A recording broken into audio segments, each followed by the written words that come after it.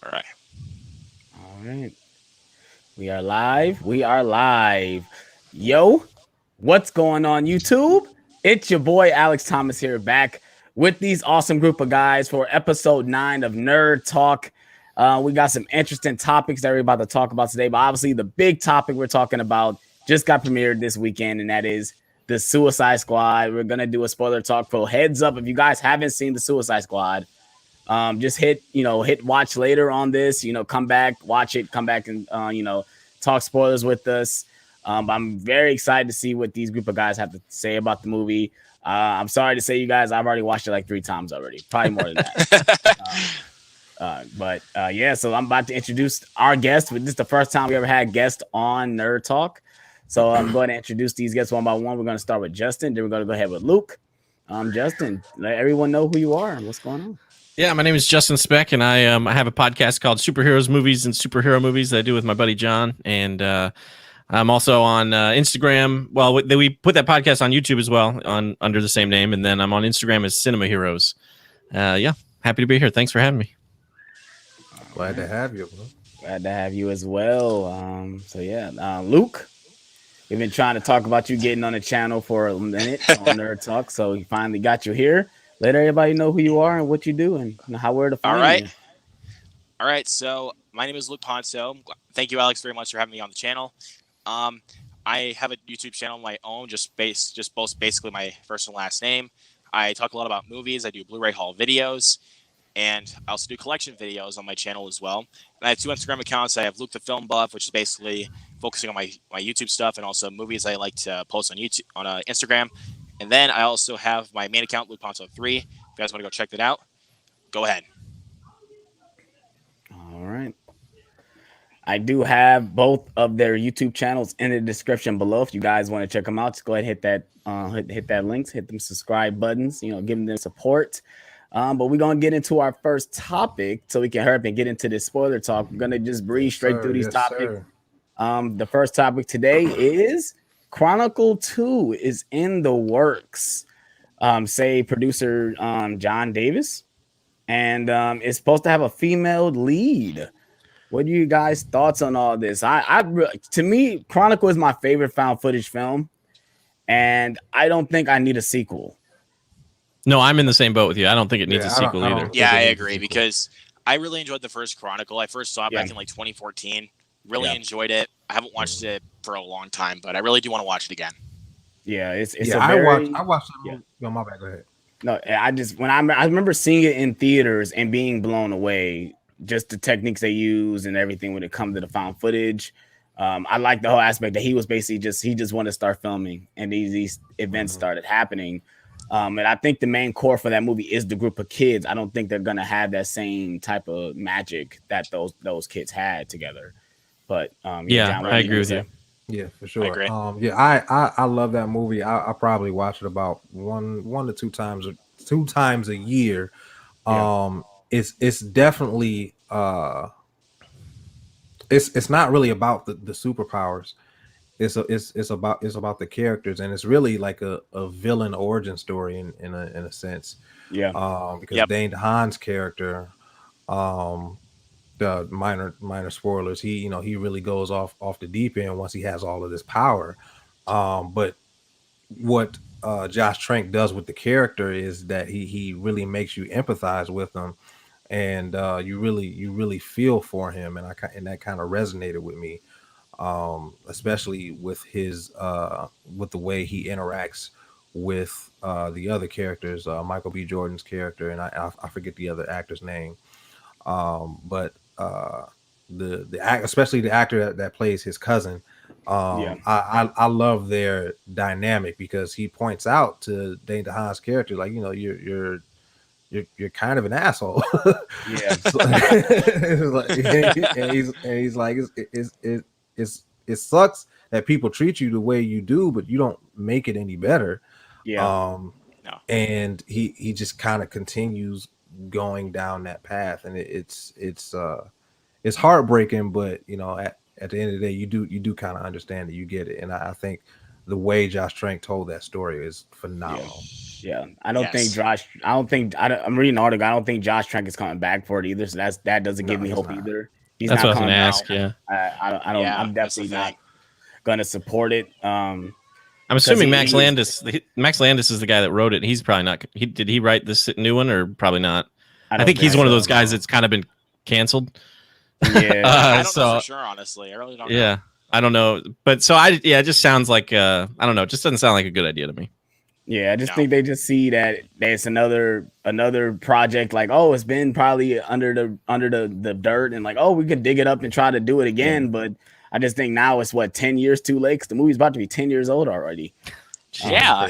Time The movie flies. came out 2012. I still remember going to see it in theaters. That was one of them Mhm. February movies where I'm like, is this gonna be good? And it ended up being really good. So yeah, you guys got any thoughts on this topic? Let's see. Yeah, I'm Like I just said, not I really- interested. Yeah. Like I said, I really enjoyed the first Chronicle. Dane DeHaan and Michael B. Jordan were great. Again, I forget the other actor's name, but Josh, like John said, Josh Trank did a really good job making you empathize with the characters, and also it's one of those found footage films that doesn't just rely on the found footage aspect. Yes. Agreed. And basically, I mean, yes, there might be times where it feels like the Blair Witch Project because let's face it, it's a found footage movie. Yeah. Because Yeah. But think about it. It's not like taking the exact same scare factor that Blair Witch Project did, and this film does it a lot better. Yeah. Right. For sure. I agree. It's But a genre that I'm actually okay with. That we haven't had too many movies, too many found footage movies recently. But Mhm. Yes. But yeah, it's one of the best ones. I agree. I didn't see it in the theater, and I don't remember why. It could have been I just couldn't have. I was poor living in California at the time, but I did check it out when it came out California do that to you. Yeah, exactly. But I did check it out when it came out on Blu-ray, and I remember being really surprised by it, and I bought it like immediately. So yeah, it is a great movie, and it is a good found footage movie, and it's honestly, I kind of almost forgot it was found footage until you guys said that, because I was like, oh yeah, it is found, because it's not so. I mean, it is dependent on it, but it's not like the focus of the movie that it's a found footage thing, kind of like Blair Witch was, like you said. Yeah. So Yeah, Yes. it's really just a movie. It's a story that just happens to be documented. It's not like Blair Witch where they're clearly making a film about it. Yeah. You know what I'm saying? Right. He just got the idea. He just wanted to start filming. He's just like, I'm gonna film everything. Yes. from now on Yeah, out, or just like for no reason. Project X. People forget that Project X is a found footage movie. I still remember they just that. happen to be filming what's going on. It's not focused on the found footage aspect. People get. I love Project X. I don't care. Nobody I say love that movie. Project X. It's so much fun. But the problem I have at Project X, there's just certain shots that you wouldn't shoot in a found footage movie where people are walking up in slow motion and stuff like that. I'm like, come on, guys. Like, now you're making a movie. This is not a found footage. Right. No way you'll be getting these shots.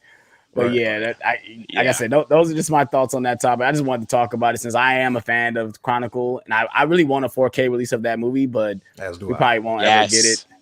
We probably will never get it. Nope. But let's go ahead. I hope we do. Yeah, I would love it. I mean, who knows? We'll see. I think Disney owns all that now because it was a Fox film, so Disney owns it. So That's right. So if they want to put it out, it might happen. It might. Fingers crossed. Not likely, but it might. See. For the record, I'm not opposed to having a Chronicle type movie with female lead. But I just don't think it needs to be Chronicle 2. I think they could do like their own thing. Yes, that's before, obviously, like years and years ago, they were gonna do that because obviously, basically, they killed Michael B. Jordan. Spoiler alert: they killed Michael B. Jordan. They killed Dane DeHaan's character, and the other guy like went off, and they were gonna do it again with another group of kids. Like it was gonna be another group of kids finding another cave, and they were gonna have powers. I don't think the exact same powers. It was gonna be that same type of story, but obviously, it never left the ground. So. Yeah, I would like the idea of like maybe an anthology. They have one like linking characteristic, but each story is independent of itself. Yeah. Yes. Yeah. I think that'll work. Yeah, I'd like that idea. But and that's all we have to say about the topic. Let me know in the comment section below what you guys thought. What you guys thought about this story. And let's go ahead and get to the next topic. And it is something I did see one of these trailers, which Stranger Things season 4. I'm upset we still haven't got season 3 on physical media. I'm still waiting on that Blu-ray release. Me too, man. But it was only like a 30-second spot where we seen things from other seasons. Then they show like the end was just a quick glimpse of things happening in this season. I don't know how I'm feeling about this. I'm kind of feeling like a Toy Story 4 situation where it's like, do we really need season 4? Or like, cause I know the characters are getting older. Maybe we might have that same gravitas to these characters because they don't have that same like Goonies feel. Right. Because I don't know, but I enjoy what I saw, even though it was only like 30 seconds. What do you guys think of Stranger Things season 4, the teaser? I haven't seen it. You I haven't seen it yet? either. No, I haven't. Oh, really? Well, I've watched it, so I guess I'll chime in here. But I feel the same way as you. My big concern about it is that it's going to come so long after season 3 that, I mean, I'm sure people will watch it, but I'm a little worried that it's going to be kind of like, who cares type of thing, So I think that, the teaser has gotten a little bit of talk online. So I think maybe there is still some interest for it, but it just is coming so long after season 3 that the kids, I feel like, are going to be so much older. It's not going to have, like you said, that kind of the magic of those first couple of seasons. But there's a quick shot of Hopper in it, and he's looking awesome. So I'll watch it. But I mean, it didn't make me go like, oh, I can't wait. I was like, cool. Yeah, I'm excited for it. I mean, because it's Stranger Things. I love Stranger Things. Yeah.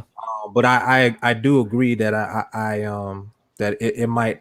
I'm afraid that it might have that Toy Story 4 effect, where it's like Justin said, it's been so long that people have kind of lost interest in it. Except for us, just the core fan base. And to piggyback on what Alex said, they do have it. They had it planned for season 5, so we're gonna get at least 2 more seasons. But like you guys said, I do fear that the interest for it will kind of dissipate a little bit. Yeah. Toy Story 4 was really good though, so maybe if they can pull off a Toy Story 4, then maybe. I haven't seen it yet. Really? I'm afraid to watch it. It's good though. You're not going to be disappointed. That's the one thing. I know I'm not going to be disappointed. The movies make me emotional now. That's why I can understand that. And it probably will then. But I remember walking into Toy Story 4 thinking, we don't need this movie. Toy Story 3 ended so perfectly, and then walking out of Toy Story 4 being like, that was awesome. They nailed it again. Pixar nailed it again. They did it again. Yeah. But yeah, that's how I felt when I was watching it, and I know guys. I know they have 2 more seasons, obviously 4 and 5. Who knows if we get 6 or not? But I just think like 3 seasons, especially for what they were trying to tell us. I do feel like season 3 kind of ended, like it kind of, not saying ended like it ended the story, but I mean the characters were like basically coming apart. I think 11 gone to another place.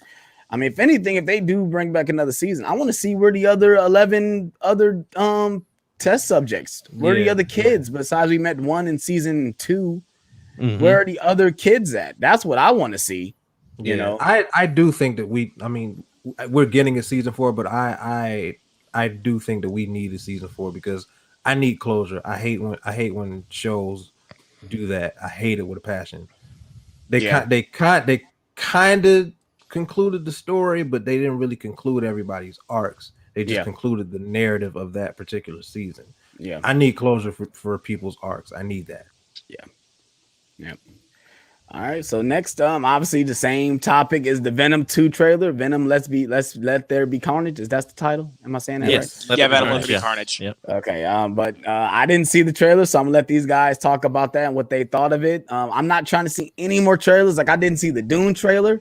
Me and John, I know y'all guys talked about it. I'm not probably gonna see the Batman trailer when they do show it, because that first trailer was enough for me. I don't need to see any more. I saw the Dune trailer by accident. They showed it in front of Suicide Squad, so that's how I saw it. But I hadn't intended on watching it though. I know we're talking about Venom here, but I watched the Dune trailer, and because I'm super excited about Dune. I actually I was late to the game. I read the book for the first time while we were in lockdown last year and fell in love with it, and so I'm pumped for that movie and watched the trailer. So I knew, nothing can really be spoiled necessarily, but I watched it and I went, man, I wish I hadn't watched that. I would rather have seen those things for the first time in the theater. So I haven't read the book. I haven't seen the original, and even watching the trailer, I was like, I don't know what's going on, but I like it, and I'm going to see it. It's I'm sorry, Luke. The first, this movie's only the first half of the book is from what I've heard, and so the director, whose name I'm not even going to try to pronounce because I won't get it right. Denis Villeneuve. Yeah, there you go. He has said he's kind of worried about the whole HBO Max thing. Because the thing is, it's going to be in theaters first, and then 45 days after that, it's going to be on HBO Max. So is it? It's going to be exclusively to theaters because it's not even just Warner Brothers; it's Legendary they have to worry about. Gotcha. Legendary, they had a contract with Legendary where they have to put it in theaters. It's not going to go to HBO Max. So obviously, someone like me, I have to go see it in the theaters. I can't go home to sit home and watch it. Well, that's good because I thought it was part of the whole deal where it was coming out same day. It was supposed to be, and he was worried that it wasn't going to make enough money to warrant the second half, the part 2. So hopefully, maybe with that 45-day window, it'll make that money. So yeah. And anyway, go ahead, Luke. But go ahead. Anyways, I did see the Dune trailer because I hopped on my buddy Leo Rydell's live stream, aka Geekly Goods. I did see that trailer a few times on the live stream, and I really love that trailer, and I'm really looking forward to Dune. But the thing is, we saw a little bit too much in the trailer because it's like a 3.5 minute trailer. See. But the thing is, here's the thing. Sometimes when I go into movies, I try to forget about everything I saw in the trailers and just go in with fresh eyes. Right, and I feel like the best way to do that is to just not watch the trailer. That's why I'm not. That's why I'm not watching this Venom trailer. That's why I'm not watching. But to piggyback on what Luke said, that's it. But to piggyback on what Luke said, I watched the second Suicide Squad trailer, and I completely forgot about it when I went into the movie. Well, that's it wasn't until I saw the stuff. I only saw the first trailer. That was it. Yeah, I do understand why you guys don't want to watch the trailer, but for me, like I don't typically watch trailers over and over unless it's the Batman trailer. I like that. I got the Batman trailer bleeding out of me right now, but that's different. Yeah, and but go ahead. Okay. One thing I gotta say though, I did not watch any trailers for Old, so. Of course, I went to the movie I saw commercials for it, obviously. I didn't see a single trailer for the movie. I went with complete fresh eyes, and I enjoyed it. So, there you go. Yeah, I seen that a couple times when I went to see a couple movies. So, I've been seeing that trailer, the same trailer that they've been showing. So that's why I'm kind of happy I didn't go see Suicide Squad in the theaters because I know I would have been spoiled. Because I would want to go see the trailers. That's my thing when I go to the theater. I have to see every trailer. You got to get there early. Yeah. You got to get there early. Yeah, I got there pretty early on a Friday night anyway. And so now I was hearing that they showed the Dune trailer. Most likely, did they show the Venom trailer in your screening? Yes. See, I would have been pissed because I wouldn't want to see it. I didn't see the. What did you expect? You go to the theater. You want to see trailers, but you don't want to watch the trailer. That don't make sense. Exactly. For these movies, it's a paradox. I want to see. I didn't even. Get there late. Yeah, I didn't even see trailers for. That's going. You have to get there late. They're not going to not show you the trailer because you don't want to see it. I mean, I didn't even see those two trailers when I went to the theater on Friday night. I didn't even see those two. For Venom and Dune. Maybe it just depends on the theater. So you run the chance of seeing it though, I guess. Yeah, I went to AMC.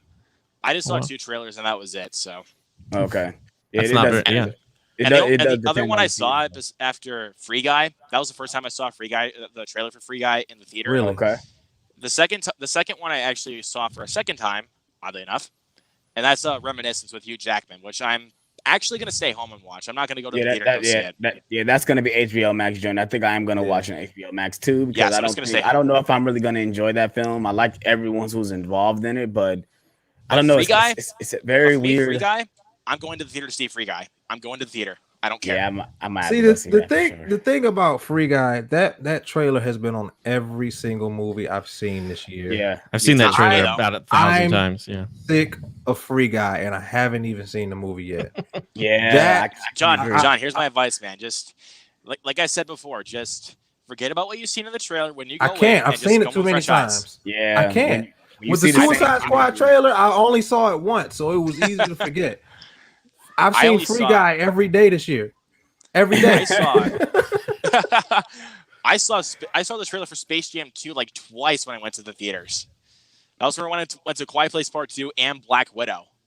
I saw that twice. I saw it didn't- on Quiet yeah, Place. those didn't premiere in front of my screening for those. You're lucky. Yeah. So I Anyways. seen those on YouTube. So, but yeah, you guys still haven't even talked about your thoughts. I on know, Venom Venom too. I know.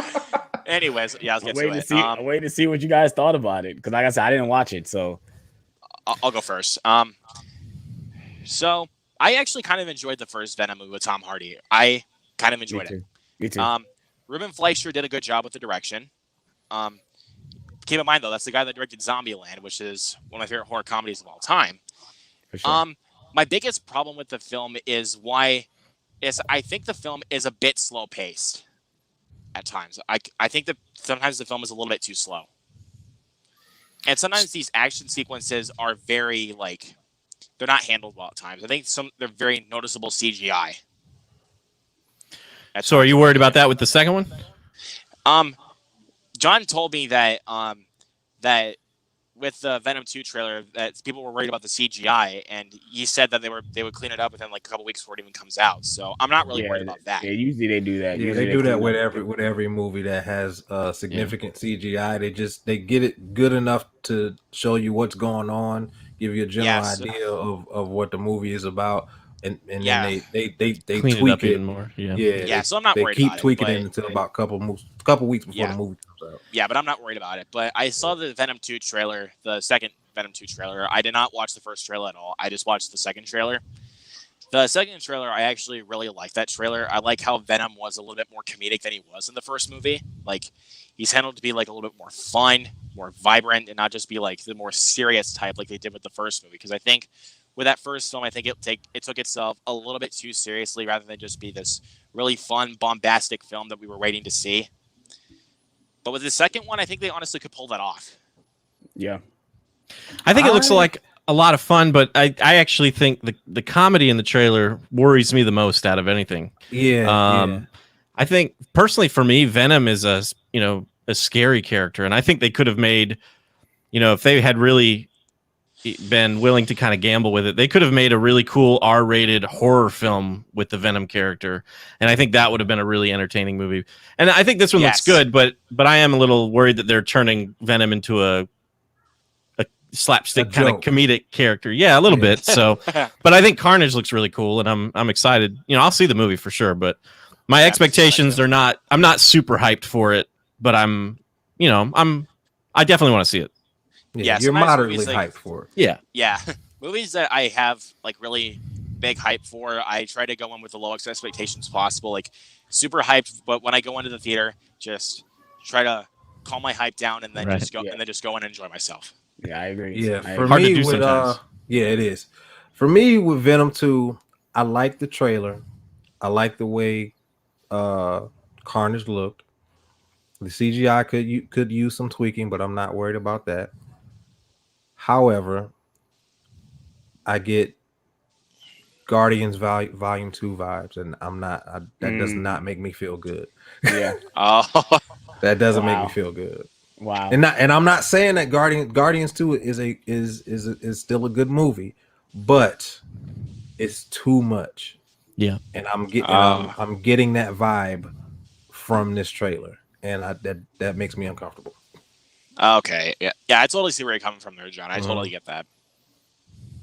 And like I said, I'm not gonna watch it. I'm just gonna wait till the movie comes out. It comes out next month though, so I don't got that much longer to wait.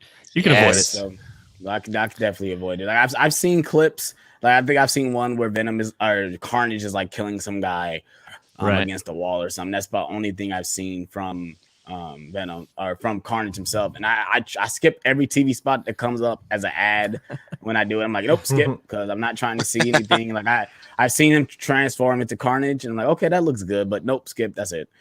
So you guys got any more thoughts on the trailer?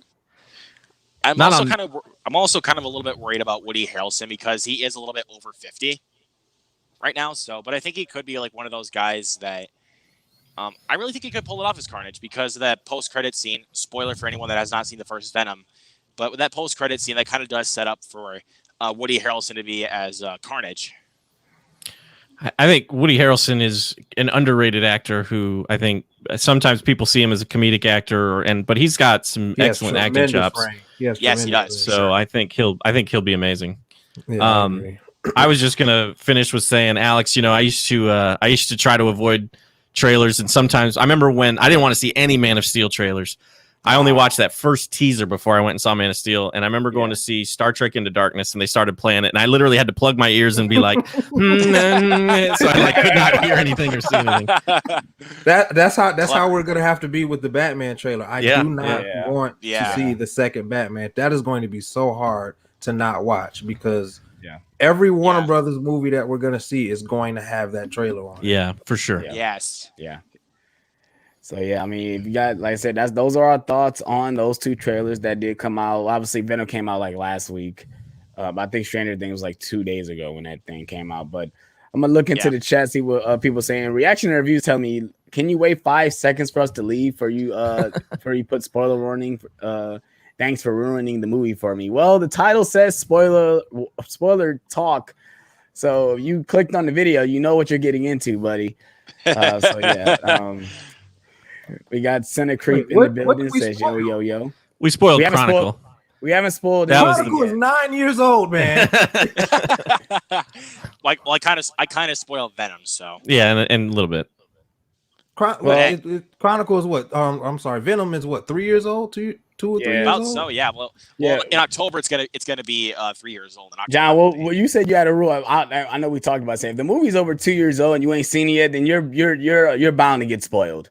Like you're bound to get spoiled. You're out of left field, man. Like, if you ain't seen it within a 3-year window, that means you're not planning to see it. Right. It's not like Force Awakens where the same day people were posting Han Solo dies. Like that same day. Yeah. It's not like that. Like if a movie has been out for years, you on your own, buddy. I'm sorry. Yeah. Yeah, Ryan saying just watch all the movies on streaming, then you won't get spoiled for trailers. Well, see, no, it's just not as much fun. Yeah, like I said last week, I gotta go to the theater, man. I got to. I don't have to go to see every movie, but I gotta see as much as I can because we didn't go to the movies last year. Right. Yeah. I'm taking advantage. Yeah, for sure. Yeah, and think about this, like. I really don't think the Suicide Squad really deserved like just an at-home streaming thing, or not even to me honestly, not even Mortal Kombat. That did not deserve the at-home watch kind of thing. I needed to go to see it in the theater. I agree. Yeah, spectacle films, I have to see them in the theater. I have to. Godzilla vs. Kong is a big example of that. You have to see that in the theater. Mm-hmm. Yeah, I kind of regret not seeing it in theaters, but I think at the time when I wanted to watch it, I was just too tired to go to the theater. And then my whole weekend is basically just shot. I couldn't really do anything. It's Friday and Saturday because I work 13-hour days, both those days. So Thursday is the best day for me to go to the theater. But that Thursday, I was just shot. So, we're finally here. Like I said, I'm waiting. Right. As reaction review said, I'm going to give you guys 5 seconds. 5 seconds. Because we're about to talk about the Suicide Squad. I want to get these guys out what they thought about. We're going to talk about some of my favorite scenes, some of my favorite characters. We're going to go full in depth on some of those scenes. I have a review already on my channel, so I'm not going to chime in what I thought about. If you guys want to know what I thought about it, just go watch that video. These all about these guys. Yep, Luke got a video. Yep. I got my review up there for that too, so go check it out if you guys want to. Yep. But I'm going to just go ahead and give these guys the table and what you guys thought about it. All right. I'll let John go first on this one. Oh, well, thank you. I appreciate that. My initial reaction to the Suicide Squad was That is some high quality H2O right there. I really enjoyed that movie. I will say this. A lot of people have been really, really hyping it up, calling it one of the greatest superhero movies ever made. Mm. And I have to disagree. While it is leaps and bounds better than the first one, there are still a lot of movies that are better than this one, in my opinion. Mm. That being said, I did have a lot of fun, and there are very few things wrong with the movie. It's just that for me, my excitement level wasn't through the roof. I was just very happy that I got a good movie. Mm-hmm. Yes. Mm-hmm. So, anyways, again, I did go see this on opening night. I saw it on August 6th, the day it was released. So, again, I'm gonna say my hype for this movie was really over the roof. Like, even after watching those trailers. So again, I had to go in with low expectations because I didn't want to get like all disappointed. Yes, thank you, Justin. But yeah, I had a total blast with the Suicide Squad. I think it's honestly my favorite movie of the year so far. It really did beat out A Quiet Place Part 2, surprisingly. I wasn't expecting it to actually do that, but it beat it out. I love the Suicide Squad. It gave me everything I wanted out of a comic book movie, just pure fun, good comedy, and actually some really good emotional like vibe to the story. Mm-hmm. It at least didn't try to be what the first film did, like, with like Bloodsport and his daughter. Because basically it was very generic for Will Smith's daughter in the first film, that in my opinion, but it just felt like it went like really out of the comfort zone with this one between Bloodsport and his daughter. I kind of disagree with that. I like Will Smith and his daughter's relationship better than Bloodsport and his daughter, because while that scene was funny, however, they just ignore it after, and I'm like, why did they ignore it? I think that's the point, John. I think that's the point, because they think you think it's supposed to be like the original with the daughter's father dynamic, but James Gunn like, no, this is not 2016 Suicide Squad. These characters do not like each other. They do not have a good relationship, and he's telling her, and that's fine. But it's just I don't know. I feel like there's a scene missing. Maybe there's a deleted scene, but I feel like there's something missing from that. They don't completely ignore it, but to just leave it to just her watching him on TV for like 5 seconds. I thought that was a little lazy.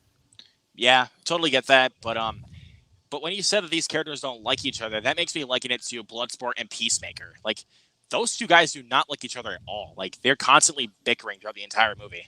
Yeah, I love it. They had a great John dynamic. Cena. John Cena as Peacemaker. In this movie. Perfect. Excellent. Oh my! I think this is the best performance he's ever given in the movie, in my opinion, yeah, bar none. I think this is the perfect. I can agree. Perfect role for him. And this is definitely out of his comfort zone, because you don't technically see him as vulgar as he is in this movie. Yeah. Well, technically, if you could say Blockers, because it is kind of a vulgar comedy. It's a raunchy comedy, no duh. Yeah, but he's murking people in this movie. Exactly, like, he's more vulgar and he's slicing guys with a sword. Yeah, like this guy just takes no crap from anyone. Like he will do anything. Like, he takes orders. Yeah. My initial reaction for the movie. So I kind of wish I had been able to see it in the theater, but I also watched it on HBO Max, and I watched it Thursday night, and I watched it again today. And my initial reaction was that it was a really good movie, but it didn't. I kind of am in the same boat as Stu. I wasn't really wowed by it. I see somebody in the chat wrote it's arguably the best DCEU film, and I can't agree with that. I I think it's really good, and there's a lot that I like about it. But overall, I don't know. I kind of felt like there weren't very many surprises in the movie, and maybe that was the trailer. Maybe I watched the trailer a couple too many times, and everything in the trailer I knew was coming. I don't know, but like I said, there were a lot of scenes I liked. The dynamic between Bloodsport and Ratcatcher 2 was amazing, and I really liked that a lot. I thought she was incredible. I couldn't help but think about Deadshot when I was watching the beginning, and he is arguing with his daughter, and I thought, was this originally actually supposed to be Deadshot? And when Will Smith couldn't do it, they just changed it, but like kind of kept it the same.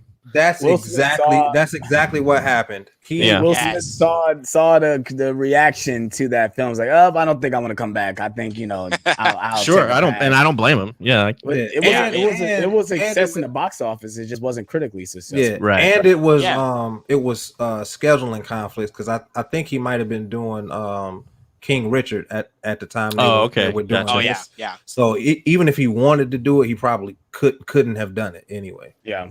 Probably not. Will Smith seems to have a lot of scheduling conflicts. That's why he didn't. That's probably why. Yeah, that's why he didn't come back for Independence Day too, because he was filming Suicide Squad. Yeah, but it doesn't matter if he came back or not, though, because the movie just sucked like horribly. I hated Independence Day. I don't think him making Independence Day 2 was not going to make it better. So I mean, despite Jeff Goldblum being in Independence Day Resurgence, doesn't make any difference. Yeah. But I can see exactly your points though, but my expectation was like really low. I wasn't excited for this movie, even it being announced. Hearing James Gunn was doing it, I'm like, okay, that's actually a perfect choice because the first Suicide Squad was trying to be like Guardians anyway. So why not just bring the Guardians director to do it? Sure. But I wasn't very excited for this movie.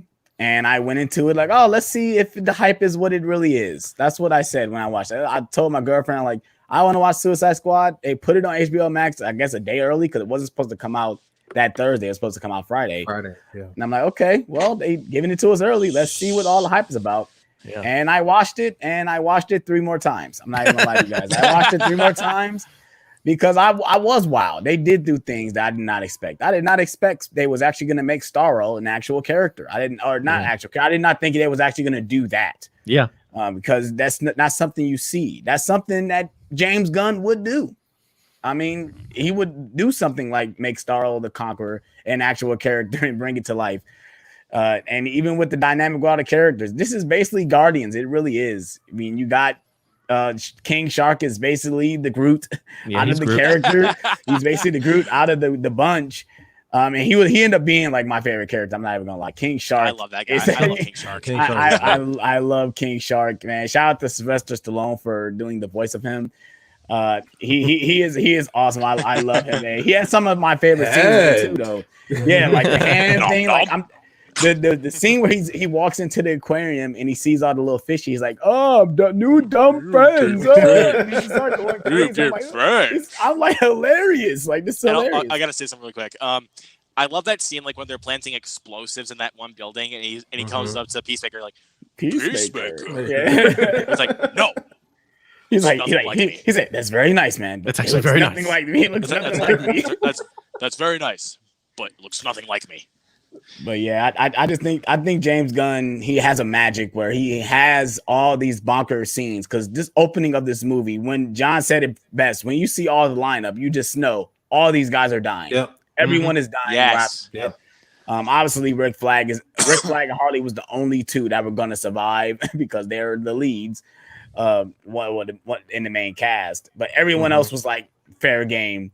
And when they just started going off like one by one, I'm like, this shit is insane. Like, I did not expect how graphic this movie was. Because I said in my review, I'm like, parents, do not take your kids to go see this, please. Never. Don't think this is just some Marvel 2013 movie. No, it is not. No, it is not.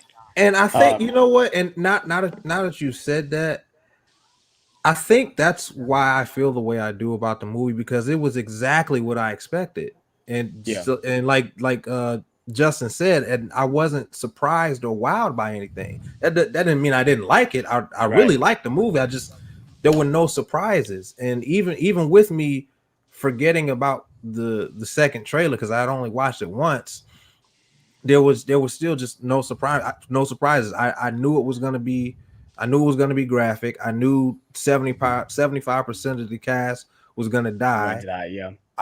Even Starro, like I knew that Starro was the villain before that second trailer came out, because I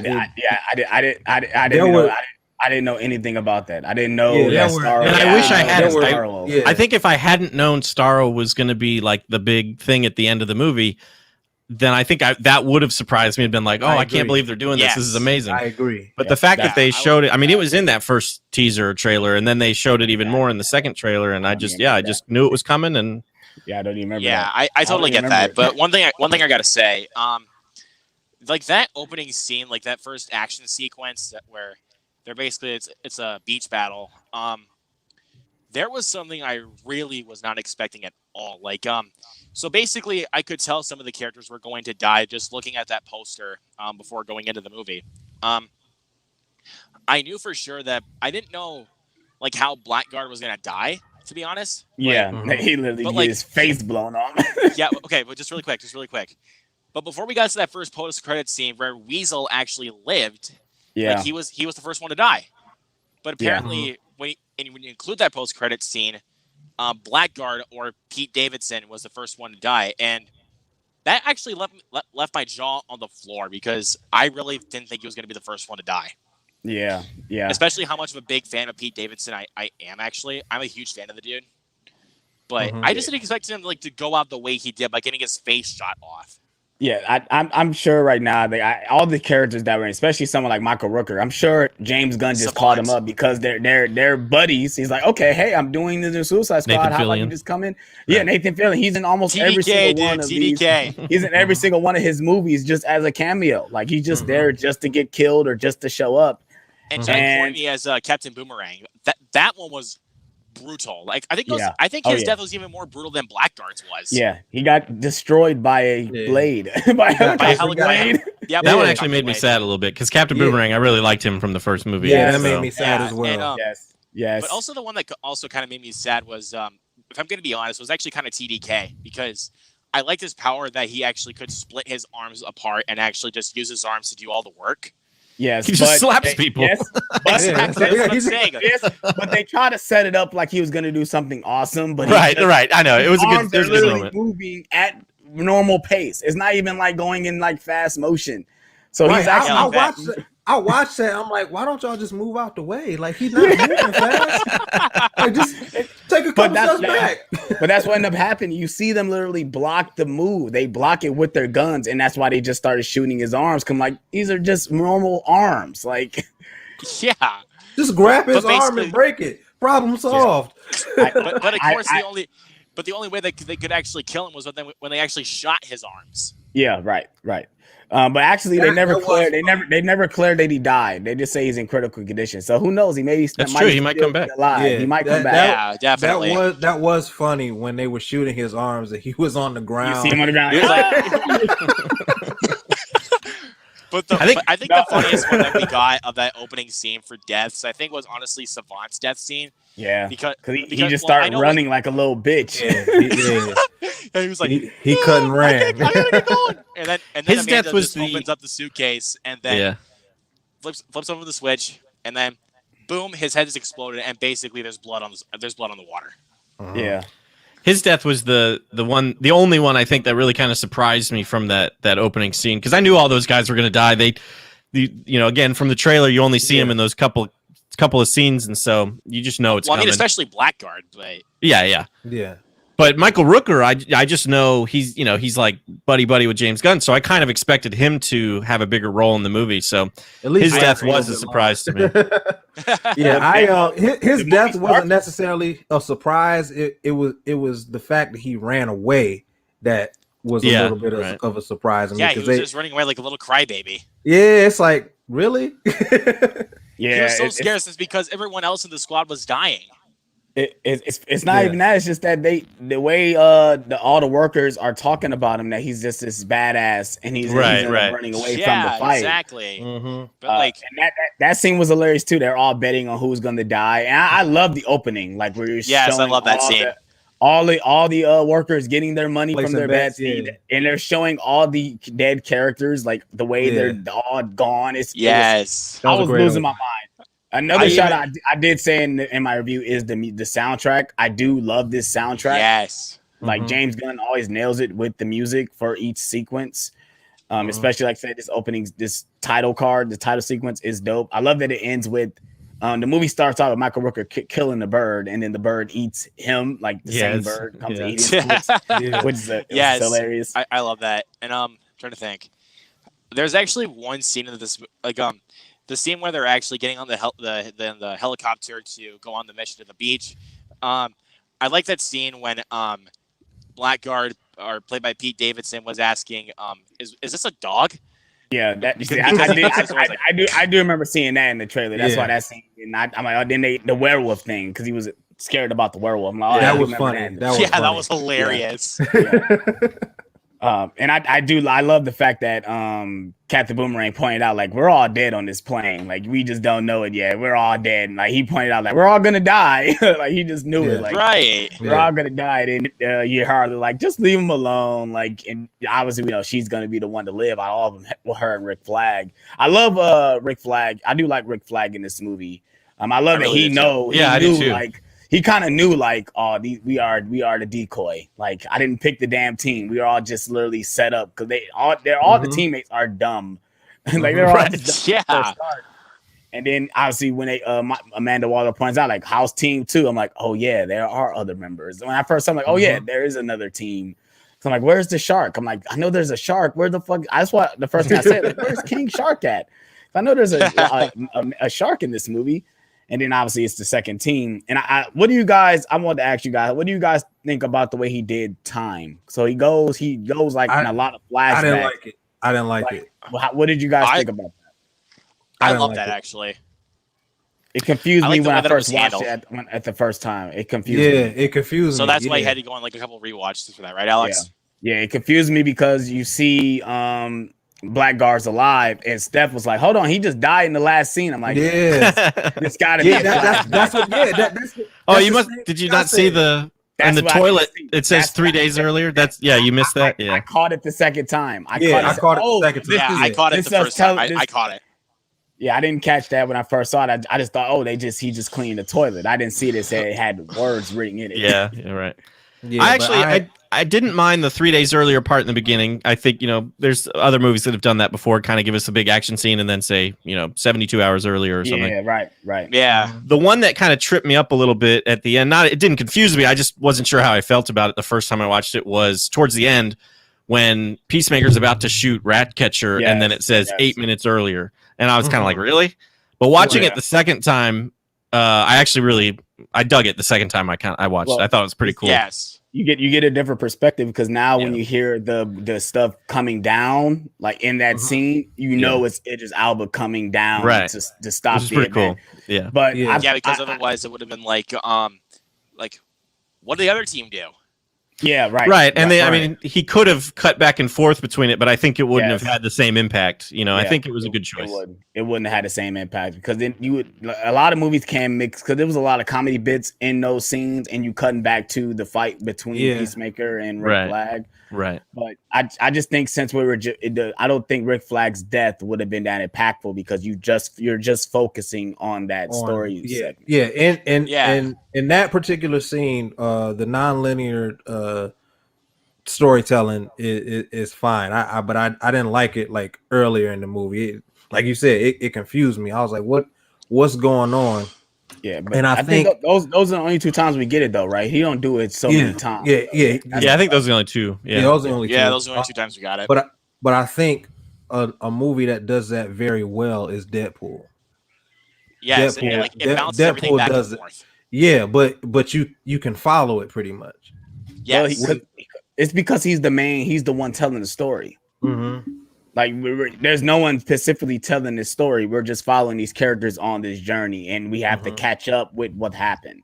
So that's why, like, we get those 3 days earlier. We're catching up to those events of the beach scene.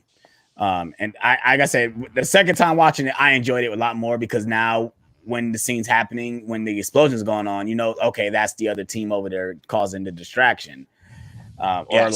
like what Right. Justin said at the end, it made more sense now when you're thinking about the explosions that's happening. It wasn't accident. Polka Dot Man, which I did love in this movie too. He I love triggered the Polka Dot Man. bombs. Yeah. It wasn't supposed to go off. He accidentally triggered the bombs. So yes, Polka Dot but yeah, Polka Dot Man is great. I love him as well. I love that he was so like just so like weird and like he was on the level of he's crazy, but he's just so quiet in the background. Think back to that one scene really quick when they're like during the morning scene, like when after Bloodsport says, "I cherish peace with all my heart. I don't care how many men, women, and children I need to kill to get it." I love that line. So Ratcatcher turns around to Polka Dot Man and she's like, I thought you were the crazy one. Yeah, he's like, I am. I am. Well, see that the thing about Polka Dot Man, I love Polka Dot Man, but he's not as crazy as they were building him up to be. He sees his mom all the time, which is crazy. But that's the thing. He's not crazy in the sense of out of his mind. That's what I'm saying. He's the craziest one. Well, the reason why he's out of his mind is because he's the one that's technically following the orders. Yeah. He's the one that wants to get the job done to what Amanda Waller wants the job to be done. Exactly. He's not doing this for good. He's not doing it. He's doing it for his own personal beliefs. Like he doesn't care. Like he just wants to just follow his orders. So that way the job is done. Yeah. And Justin might agree with me with this. When that scene came up, when he was revealed to be the one, the whatever it is, I guess the mole or whatever. Sure. That whole exposition that kind of reminded me of the scene in Watchmen when Ozymandias and spoiler alert, hold on, gotta give that movie. That movie's 12 years old now too, so spoiler alert. Let's wait 5 seconds. Mississippi 1, Mississippi 2, Mississippi 3, 4. Are you talking about when he's explaining the plan, but it's already done? Like he's yeah. And that I agree. And it reminded me of that because Peacemaker truly believes that he's doing the right thing. Yeah. The same way Ozymandias thought that he was doing the right thing. Ozymandias was kind of right, but in this instance, what they were doing was what Amanda Waller wanted them to do was very wrong. Yeah. But like I said, Peacemaker truly believed that the only way to keep the peace is that nobody ever sees this. Yeah. Right. Yeah. And I kind of think Peacemaker would have done that even if that hadn't been the orders from Amanda Waller. I think he was crazy enough that he would have been like, this can't get out. Yeah, she knew that. That's why she picked him. Right. That's why he was on the team. Yeah. Right. I do love in the beginning of the movie when Amanda Waller's saying each person has been picked for their unique ability, and he's like, "Are you kidding me? He does the exact same thing I do." Yeah, he's basically the exact same as like Bloodsport, but just like he's. And then the smaller bullets thing comes back later, which I appreciate. Yeah, but I'm a little better. I like that callback. I use smaller bullets. Yes. Yeah. I like the smaller bullet callback. Yeah. What do you guys think about the whole rat phobia from Bloodsport? I thought that was hilarious. Yes, that was funny. Idris Elba, he's an amazingly strong actor too, and I think in the hands of a weaker actor, it wouldn't have been as good. But because he just pulled he at one point gets real high pitched when he sees a rat, and he's like, ah! Yeah, and he did it really well. Yeah, he pulled it off. I liked it a lot. Yeah, that made me think like, is he really afraid of rats? Right. Are you really afraid of rats? Because like the way he was acting, because that's some real rat phobia acting for real. He was really terrified. Yeah, I love that he was able to keep his accent. I know that's random. I just love that he was able to keep his accent. He didn't have to do an American accent. I love it. Yeah, exactly. Well, I just love the way he delivers that, with his rat phobia. That's just freaking hilarious. You didn't tell me. You tell me you in rat phobia. I'm an assassin. Why would I get my liabilities?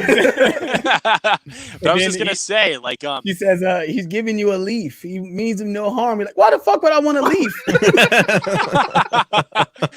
That's what I'm saying. That's what I'm saying, dude. But think about it towards the end. He's not afraid of rats anymore, just because he tries petting one of Ratcatcher's rats. Yeah, he tried to. He still looks pretty terrified, but he's getting over it, perhaps. Yeah, he's getting over he it. was getting over like, it. okay, like I can get through this. But I love that whole dynamic. But I think that made the dynamic between Bloodsport and Ratcatcher more better because of that. Because he has to overcome that fear in the end, and she was the one that was. I love that she said, "You have a thing of rats, and you're on a team with me." And he's like, I didn't choose that. I didn't choose that.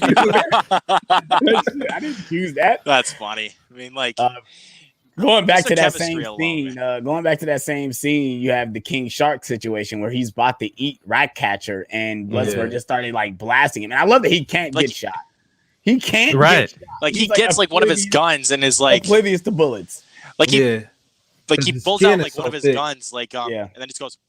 Yeah, you just like it just starts killing annihilate him, and then they did tell him earlier, like you might have to be careful because he's like the taste of human flesh now. He knows what the taste of it. He's a cannibal for God's sakes. Yeah. And I love that dynamic too, is that you see Ratcatcher is like, if we were friends, would you eat me? And you hear Peacemaker like, he's totally lying. Like, no, no, I won't. That's Bloodsport's like, yes. But that's how you can tell that's how you can tell that Peacemaker's crazy. That's how you can tell.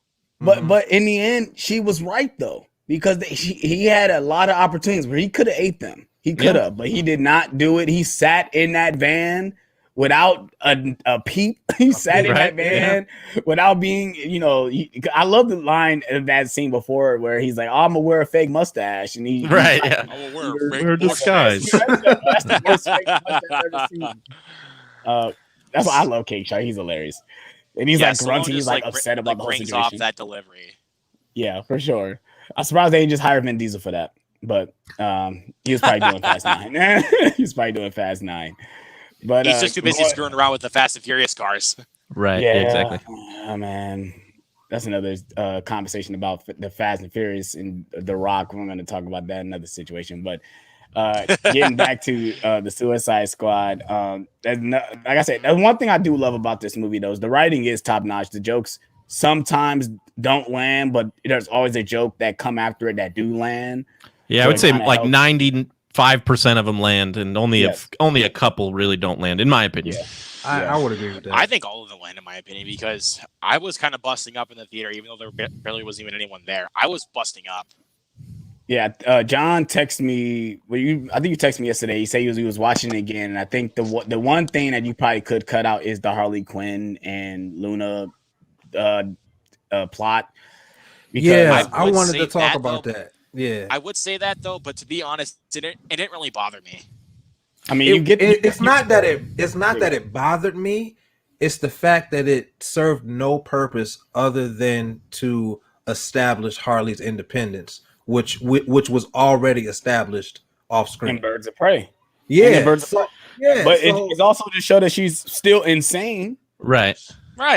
Yeah, I did like the scene where he's given his speech, turns around, and then bang, he gets shot. It does, but come honestly, out of nowhere. Like, yeah, it came out of left field, and I was like, what? Yeah. And I appreciated that, but I was watching it today, and I was thinking, Harley Quinn, you could cut Harley Quinn out of this movie, and I don't think the movie would change all that much. No, like I like Harley Quinn in the movie. Don't get me wrong. Yeah, she's not really with the team half the time. Right. And they go to save her, but she's already saved herself. And then she has the javelin, and she does the thing with Starro at the end. But honestly, that could have been anybody. Yeah. She doesn't do anything because when she does it, she's sitting inside the eyeball, and the rats are right. And then the rats actually do the work. The rats do the job. And like I said, I love Harley Quinn, and James Gunn has said, on Twitter or whatever, that he had the most fun writing Harley Quinn. But I do wonder if when he signed on, the studio said, you can have whatever characters you want, but you got to have Harley Quinn. Because he picked a lot of characters from like old school comics. He did. Except for Harley Quinn. Yeah. And so I wonder if it was kind of a reluctant thing to add her in the movie, and then he kind of grew to love her as it went on. But I wonder if it was something that he was kind of contractually obligated to do. I do believe it was a studio. I do believe it was a studio thing. I mean, they seen the how much love Margot Robbie gets as Harley Quinn, right? And she's awesome. She was also a part of the first Suicide Squad movie. Quinn, she's a household name now, right? Yeah, exactly. Even with the show, the Harley Quinn show as well. So they like, okay, you have to bring her in here, and I think to me is like it kind of helps connect the first movie. Sure. Obviously, you have Harley Quinn, Amanda Waller, and Rick Flag. Rick Flag. And Captain Boomerang in his cameo in the beginning. Yes. That kind of is that connective tissue from the 2016 movie. And I know we haven't talked about Amanda Waller, but Viola Davis is perfect as this character. I think she nails it. I think she nails it. I think Viola Davis is honestly my favorite part of the last movie, if I'm being honest. Yeah. Viola Davis is an incredible actress, and so she's good in anything. And I mean, she's an Oscar winner, so what else absolutely. Really expect? Yeah, I think she pulls off that sense of you don't want to fuck with this woman because she'll literally pull now, especially in Ma Rainey's Black Bottom. Ma Rainey's Black Bottom, she pulls out that exact same kind of role. I will say this. Although I love Viola Davis's Amanda Waller, CCH Pounder, who voices Amanda Waller, is the quintessential Amanda Waller. It's like Kevin Conroy Batman. CCH Pounder is Amanda Waller. Yeah, like yes. That and not only does she have the voice and the characteristic, but she has the look of Amanda Waller. Like she out of everybody that has portrayed the character, she looks the most like Amanda Waller from the comics. She's not exactly as heavy as Amanda from the comics, but she has that on-screen presence of Amanda Waller, and I've always wanted to see her in live action as Amanda Waller. That would be cool. Yeah. Yes. Because even in Godzilla King of the Monsters, when they're at the council or whatever, she gives off Amanda Waller vibes. I'm like, just make this woman Amanda Waller. Yeah, I love it. And I love that the one scene where they're talking about him killing his kid, and the dude's like, "You was gonna do it?" He like, "You have no idea the things I would do." And just that one look, even the one look where the weasel is drowning, and like, you didn't check to see if the weasel can swim, and Amanda Waller gives a look at the guy, and he just looking like, "Oh shit, I'm about to die." With somebody like Amanda Waller, you don't know if you're going to get fired or murdered. Yes. I would say more than likely probably fired or murdered. You don't know. If you've seen that's questionable. The last Suicide Squad movie, she literally murked her entire team, so she can definitely do it. Yeah, but that's more than likely. That's the point where the audience realizes they're the decoys. Like she didn't care if he could swim or not. He was supposed to die. Right. She knew he was going to die on the beach anyway. Yeah. You mentioned this a little bit earlier, Alex, but Rick Flag in this movie was a huge upgrade to the Rick Flag from the first movie. Agreed. Yes. I really, really liked him in this movie. I was actually really sad when they killed him off. Yes. He was very generic in the first movie. Yeah. Peacemaker. Peacemaker, what a joke. That was a great line. I thought that was a great moment. That was a fantastic line. Joke. Yes. And you know what? That's another thing that reminded me of Watchmen, because Peacemaker, I believe Peacemaker came first. Peacemaker is the inspiration for the comedian. Oh, interesting. Yes. Okay. I can see that. Yes. I like that. And I was like, that makes perfect sense, because they're both a parody of their ideals. Obviously, they're on, say that, John. They're on opposite ends of the spectrum, but the basic principle is the same. Yeah, probably that you say that. That it does kind of liken into Watchmen a little bit. This movie kind of, like, because of this film's gore factor and it's also its vulgarity, it gives me a lot of Kick-Ass vibes. Yes, and the Boys vibes. Yeah, definitely the Boys vibes. I think this movie really relies on like more of the Kick-Ass vibes, in my opinion, because the film is extremely brutal at times, and plus it is very vulgar. But Ryan, in my opinion, and plus, Kick-Ass really feels like it was directed by James Gunn. If I'm being honest, it really feels like it was. But of course, as we all know, Matthew Vaughn was the one that directed along with Kingsman. Yeah, right. Ryan said Peacemaker gives me Homelander vibes. Yeah, for sure. I can see that. It definitely gave me the Boys vibe while I was watching. For not even being brutal, just by the way it looks. Obviously, the Boys is trying to look like Zack Snyder's universe. That's the parody off that. Yeah, but I definitely got vibes from the Suicide Squad, just by the way. Peacemaker is a Homelander with college humor. Yeah. Yes. Yeah. Yeah. Yeah. I know we're like jumping all over the place, but I wanted to talk about the sequence where they find out they think Rick Flag has been captured by the enemy, and they go into the base and basically just murk the entire team. And that's the scene where we get Bloodsport and Peacemaker like trying to one off each other. Yeah. But just the way they're like murking these people is just brutal. Oh my god. King Shark starts off with eating a whole guy whole. I'm like, god damn, this is crazy. We just lost Luke, but I guess he'll be back. But He had to fix that I was like, wow, this is crazy. And then like that, obviously they're killing everybody in terrible ways. The guy gets electrocuted by a fan, basically get his thing chopped off, and he get electrocuted at the same time. Right. Yeah.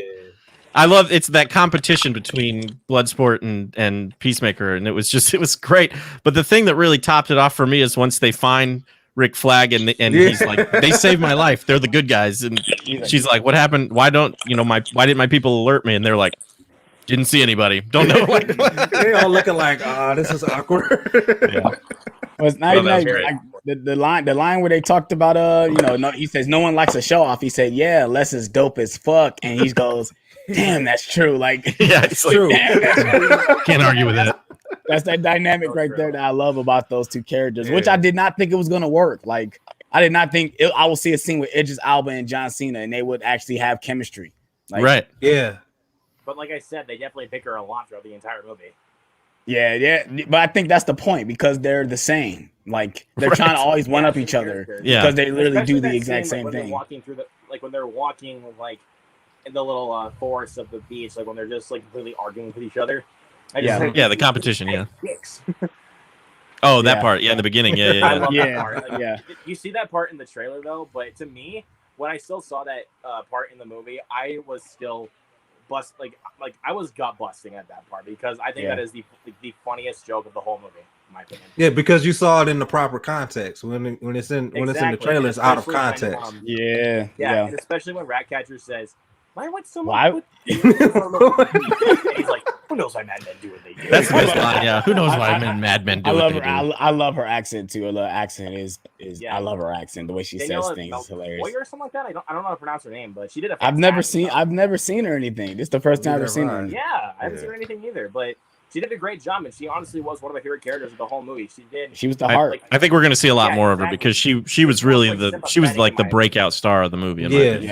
for sure. She's the She was heart. like she was like the glue that held the group together. Yeah. Mhm. Yeah, I think she's Yep. the most sympathetic of the of the characters of the whole film, just in my own personal opinion, because she really gave off kind of a heartbreaking backstory, in my opinion, like about like what was going on in her life, like why she connects with rats. Right. But to be honest though, it felt like kind of the same with Bloodsport because his parents never really loved him. Besides, with Ratcatcher 2, her dad like really cared about her. Yeah. Mhm. Yeah. Yeah. I love that Taika Waititi was her father, which I did forget he was in this Yeah, movie when he Taika popped up and said, Waititi, "Oh, yeah. there's there go Taika Waititi." I thought he played a character like that was like CGI. 'Cause that's CGI, usually what yeah. he does. Yeah, Like, Yeah. oh, he's actually That's what I in thought this too, movie. Like he's actually in Yeah. this movie. I can't But, wait. I cannot wait to see Taika Waititi in Free Guy. I cannot wait to see him. I love that he's actually doing a lot more things instead of being behind the camera because I think he's pretty And hilarious. plus, Free Guys. Okay, that's okay. I'm sorry if I get off topic again, but with Free Guy, that is actually the second time that Ryan Reynolds and Taika Waititi have actually appeared in a movie together. Yeah, Green Lantern. Yeah.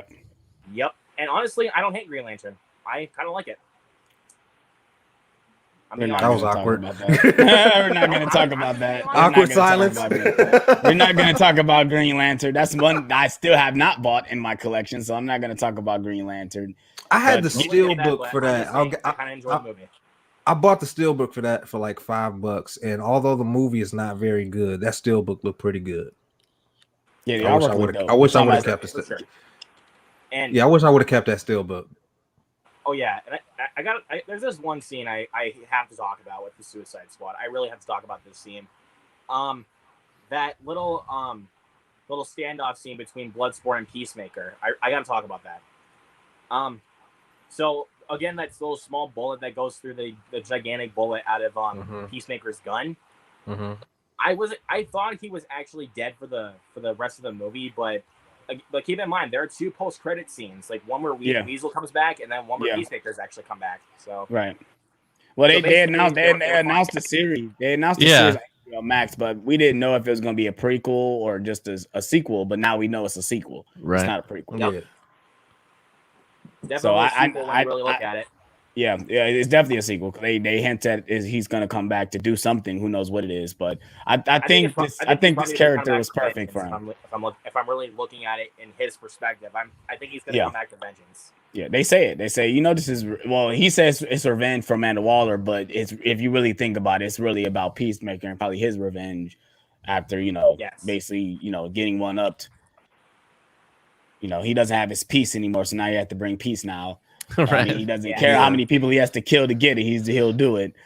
But, no matter how many, he will kill. No matter how many men, women, and children he will kill, he's gonna get that peace.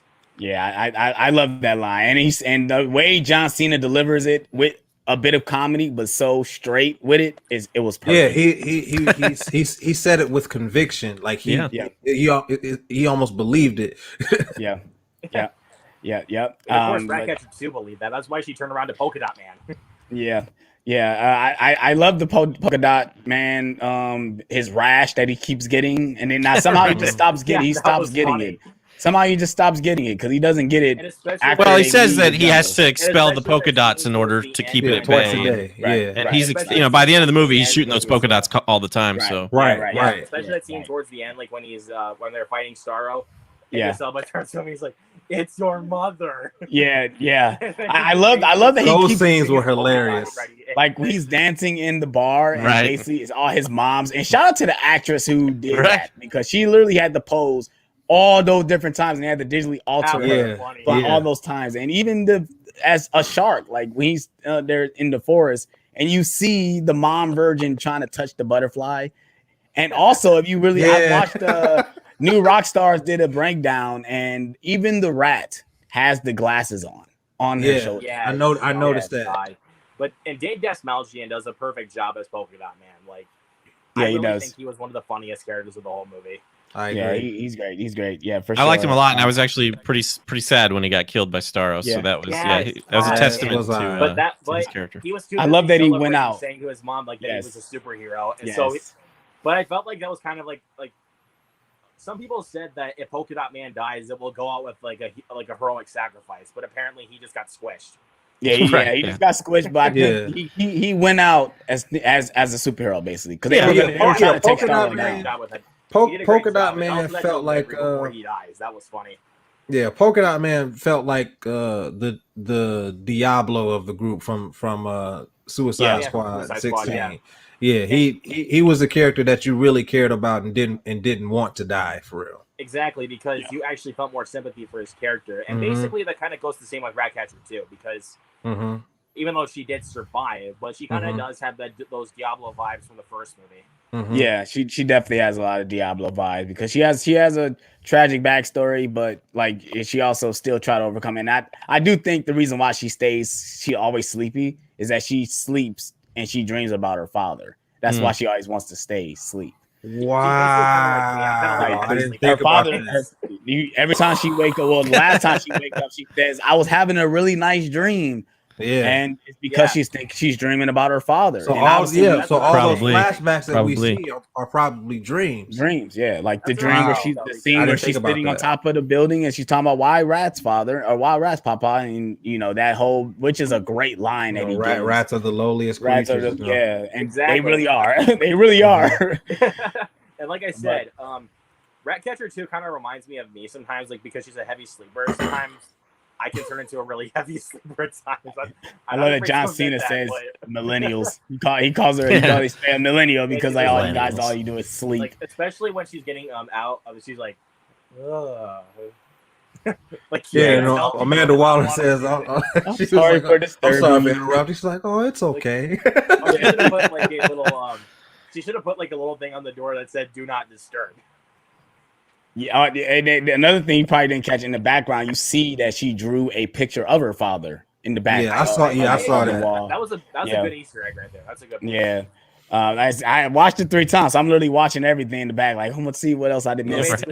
So you're watching it like a couple more times just to like catch all the Easter eggs. Yeah, I'm trying to catch all the stuff that I missed. And now obviously I watched after I did that, then I watched a new Rockstar's video and they did all the breakdowns to what Easter eggs and stuff like that. And they did find some stuff I didn't notice. But yeah, like the one scene where they go into the bar, the main chick with the red hair, that's actually the actress who played Mantis in Guardians of the Galaxy. I wondered because when she was dancing, I was like, man, I think that's her. But I looked for her in the credits and I didn't see it. She's uncredited. I figured that's probably what it was. But I wasn't sure if it was her or not. But I thought it was. Yeah, it was her. That's cool. I love that about James Gunn because there's a lot of characters in this that you might miss that do show up that's been in Guardians movies. You just didn't notice that they were in Guardians. Oh yes. Because he loves just calling up his friends like, hey, you want to come up and do a cameo? But this scene before that is one of my favorite scenes that I was talking to John about it, is why I do love King Shark and why I think James Gunn is great for this type of movie is because he has a sense of emotion when it comes to absurdity. Like there's a scene where King Shark is looking out at the world and looking out the strip, and his emotion of seeing what people live, how they live, and even the sense of music and everything in that one shot. You give a sense of where King Shark is and where his emotions are, and he's a fucking shark that doesn't know anything. You know, I think King Shark is like a child. Like the way he sees the world in the world for the first time. Yeah. And I absolutely love that dynamic, and that's why I think James Gunn is a master class when it comes to this type of stuff. Because even you look at some like Guardians, is that he made the first Guardians work because he made us care about the characters, and he does the same thing with this movie. He makes us care about all these characters who are not good people. These guys are all tragic, damaged, fucked up people, but we still care when things happen to them. Exactly. Like, which I think is also the best thing about the first movie as well. Even though the movie's not very good, I think most people would agree that that's characters were solid. Yeah, that's just the script was the problem with the first movie. The script was the problem. Like, and with this movie, it was just James Gunn writing it. We talked about this. When it's just the one person writing the script and it's their vision, you're gonna have a better movie than when you have 5 writers writing it, because you got 5 different minds writing the movie or writing the script. Exactly, because if I'm not mistaken, I think the last Suicide Squad film faced a lot of studio interference. Oh yeah, it did for sure. Because David Ayer is the only credited writer on the movie, but they essentially took the movie away from him and reworked it. So that's because Warner Bros. Did not really care about him. Yeah. But to that, I have to say with Zack Snyder's Justice League and the Suicide Squad, this is what happens when you let the filmmaker make the film. Yes. You get a good film. I forgot which video I was watching, but they I think it had to be John Campy, but his wife said this was like they gave James Gunn cocaine and $100 million and said, go make your movie. Like I said it in my video. I'm like, this movie does not stop. It doesn't. Like, there's one small part. The bus scene is probably the slowest part of the movie. And obviously the Harley stuff is pretty. I was gonna say the Harley Quinn part whole slows down a little bit, where they're just spending one like hour together, because it's basically like an hour they're spending together. And he's talking about I want to marry you and stuff. Like, I do agree, John. That scene, I probably when I watch again, probably would fast forward that scene. Yeah, because it really doesn't really need to be in the movie. I don't think anyone was really asking for that scene, but when you saw that little shootout that Harley Quinn was doing in the trailer, then you kind of knew that she was going to be in there. But I think you still have that scene regardless, because she's already being captured. She got captured before. So all you have to do is cut out the whole. It only kind of just helps with the of why Luna's doing what he's doing, because he knows that Star was there. That's the only reason why it's there, because he's basically explaining what Project Starfish is basically. Is why Jotunheim is so important. And but like I agree. Like, if you just cut that sequence out, it is what John says. It's just to show Harley's independence. And I love the line she says. I always said, if I got another boyfriend, I'm gonna see red flags. Killing kids is definitely a red flag, so I gotta kill you. Right. She goes, I would do the What did she say? She said something like, "I would, do the right thing, which is murder him." Yeah.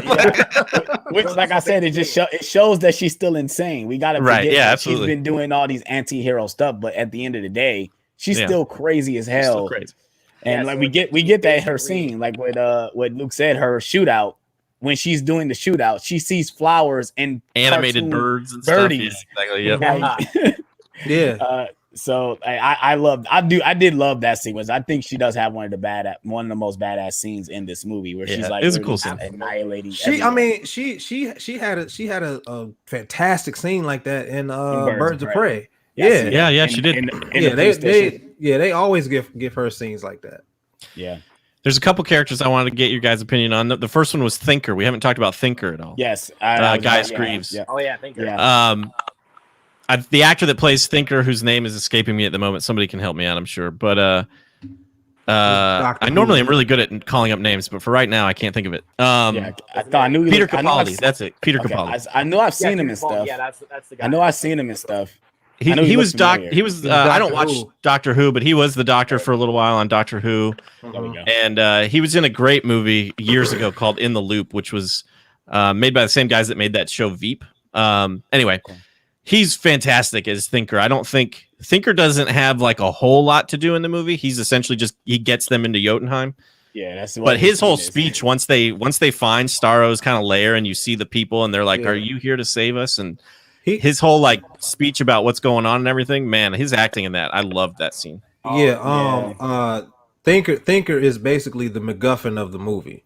Right. Yes. Like we got to go get him so we can do this thing. Right. Yeah. Just that delivery, like that Rick and Bloodsport were giving him earlier. Like, you fail the mission, you die. I love that scene. I love that scene. Find out any information to give us is false, you die. And then Harley Quinn. If you have personal license plates, you die. You die. You cough without covering your mouth. You die. You die. Yeah, I love that. Invitation for you to cough without covering your mouth. Yeah, he said, it's open bad for you if you cough with your mouth open. But I'm walking back and forth. Harley Quinn is awesome in that scene. I just could watch the scene all day. Yeah. Then we get the scene where they about to get into Jotunheim, and I don't know if it was weird, but like the way it was shot. But I'm like, oh, this is just for them to look raw when they walking up to Jotunheim. Because when I first saw, I'm like, why it looks so damn bright? Yeah, I'm like, why is it so damn bright all of a sudden? Like, this is weirdly lighted. Yeah, I'm like, why is it weirdly lighted? I'm like, oh, this is just for them just to walk up looking badass. It's a cool shot. Yeah. But it also served a purpose because the army they couldn't see. Yeah. He says it. He says, oh, it's good for cover. That's what he said. Yeah, he said provides cover. But you gotta admit, the way that it was shot though looks really, really good. That was beautiful. Oh, sure. Poster. That's a poster. That's a straight poster. Oh yeah. I love that you see King Shark literally just rip a guy apart and the lightning literally strikes behind him. Like, oh, that's a poster right there. I wanted to pause and be like, this is awesome. I do remember that from the trailer. Yeah, I don't remember that being in the trailer. That must have been in the second trailer. I don't remember that. Yeah, I said, I had forgot about it until I saw it. I was like, oh yeah, that was in the trailer. I love that part. I mean, whenever King Shark eats anybody or even rips anybody apart, you know you're in for a good time. Yeah, for sure. But then we get into that's when now we're in Jotunheim, and we get all the shenanigans with them trying to set the bombs, and they go into. I love that the place is called Dirty Little Secrets on the doorbell or right. elevator bell, like that little thing. I love the way James Gunn uses. I know we probably talked about this. The titles, yes, I love the way he used the titles. Obviously, it starts off with the blood with Warner Brothers Pictures with Michael Rooker. Then it goes within all the scenes like where they get in Harley. It first says Operation Jotunheim, and then it goes into smoke Operation Harley. Right. And then we get like the Jotunheim thing, I guess, with like on the rooftop. Yeah. And then it said meanwhile Harley and like the vines, which is hilarious. Yes. Then it goes. It also goes like Operation Harley at like that one scene with with the smoke. Yeah. That's probably my favorite one. That was awesome. Dude, like, now time to go to Jotunheim, and Ray Flag's like, nope, we got one more objective. One more objective. And I'm like, I said, I'm like, they got to go get Harley now. Yep. Yeah, no time for Jotunheim. Yeah, we got to go save Harley Quinn. Yeah, and I do love that fact that she gets emotional when she finds out they were going to save her. Like, you were going to save me, right. And then she says, I can go back in there. You guys can do the plan. It's like, Oh, that okay. That's a little patronizing right now. Yeah, Um, kind of felt a little bit too emotional on the part of it. Yeah. But still, But that's something that really like bothered me about the movie at all because I really do not have any issues. Yeah, that I when I did my review, I couldn't find any issues at all because I just felt like the movie. It like I said, I think if I had flaws, it probably would be the Harley scene, but I didn't want to go into spoilers. That's why I didn't talk about it. That's why I'm glad we're talking about it now. That would be probably the only flaw I have is that middle section. It's kind of the second act kind of slows down a little bit, but then I think the third act. That's most movies though. Yeah, but I'm saying the third act helps that second act. Right, because it's so much happening with up a little bit. Yeah, it picks up really fast because once we get in Jotunheim, it's just nonstop. We get the fight between Peacemaker, Rick Flag. It goes back, then we get that's when we get the bombs going off, and I thought they were gonna kill King Shark with the little things eating him because how much blood he was using. I'm like, this the way we're gonna kill him, like just by getting eaten by these little fucking fish things, like weird. That's how you're gonna kill.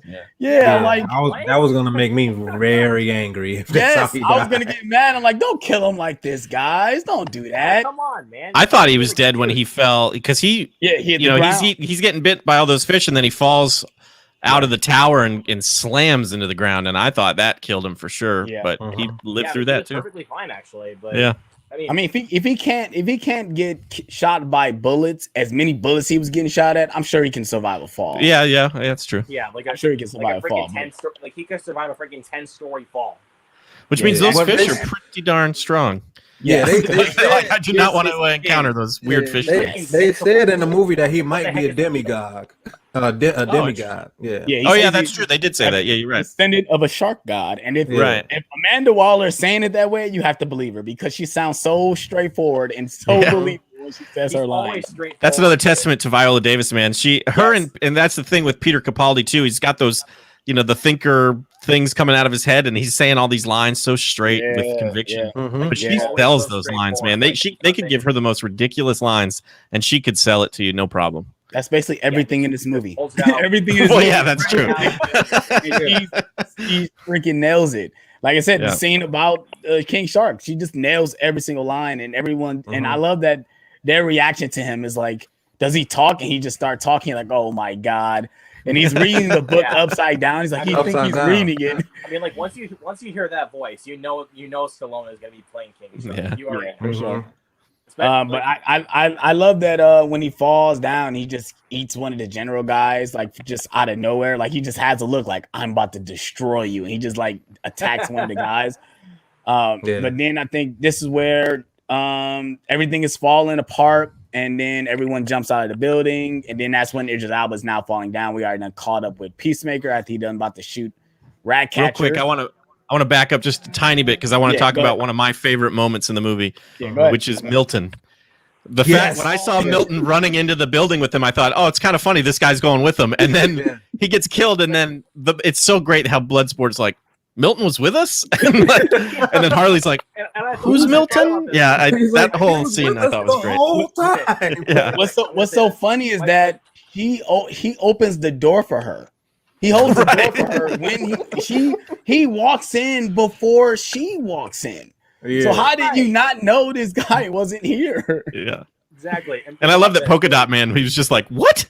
How can you not remember Milton? Like this is Milton." She's like, "Oh, Milton." Yeah. And also, like this, when my friend left the theater, we were also like talking about Milton. Like when he was going with them, he was like, "Is he part of the squad too?" Yeah, that's why I was like, "Cool, he's now part of the Suicide Squad." Sweet. No, I think my girlfriend pointed out, said, "How is he still alive?" My girlfriend, how is he still alive? I'm like, that's a good question. And then he dies. I'm like, oh, that's why they were setting up to die right here. Up to that one floor, just to plant the explosives with Polka Dot Man, Harley Quinn, and Bloodsport.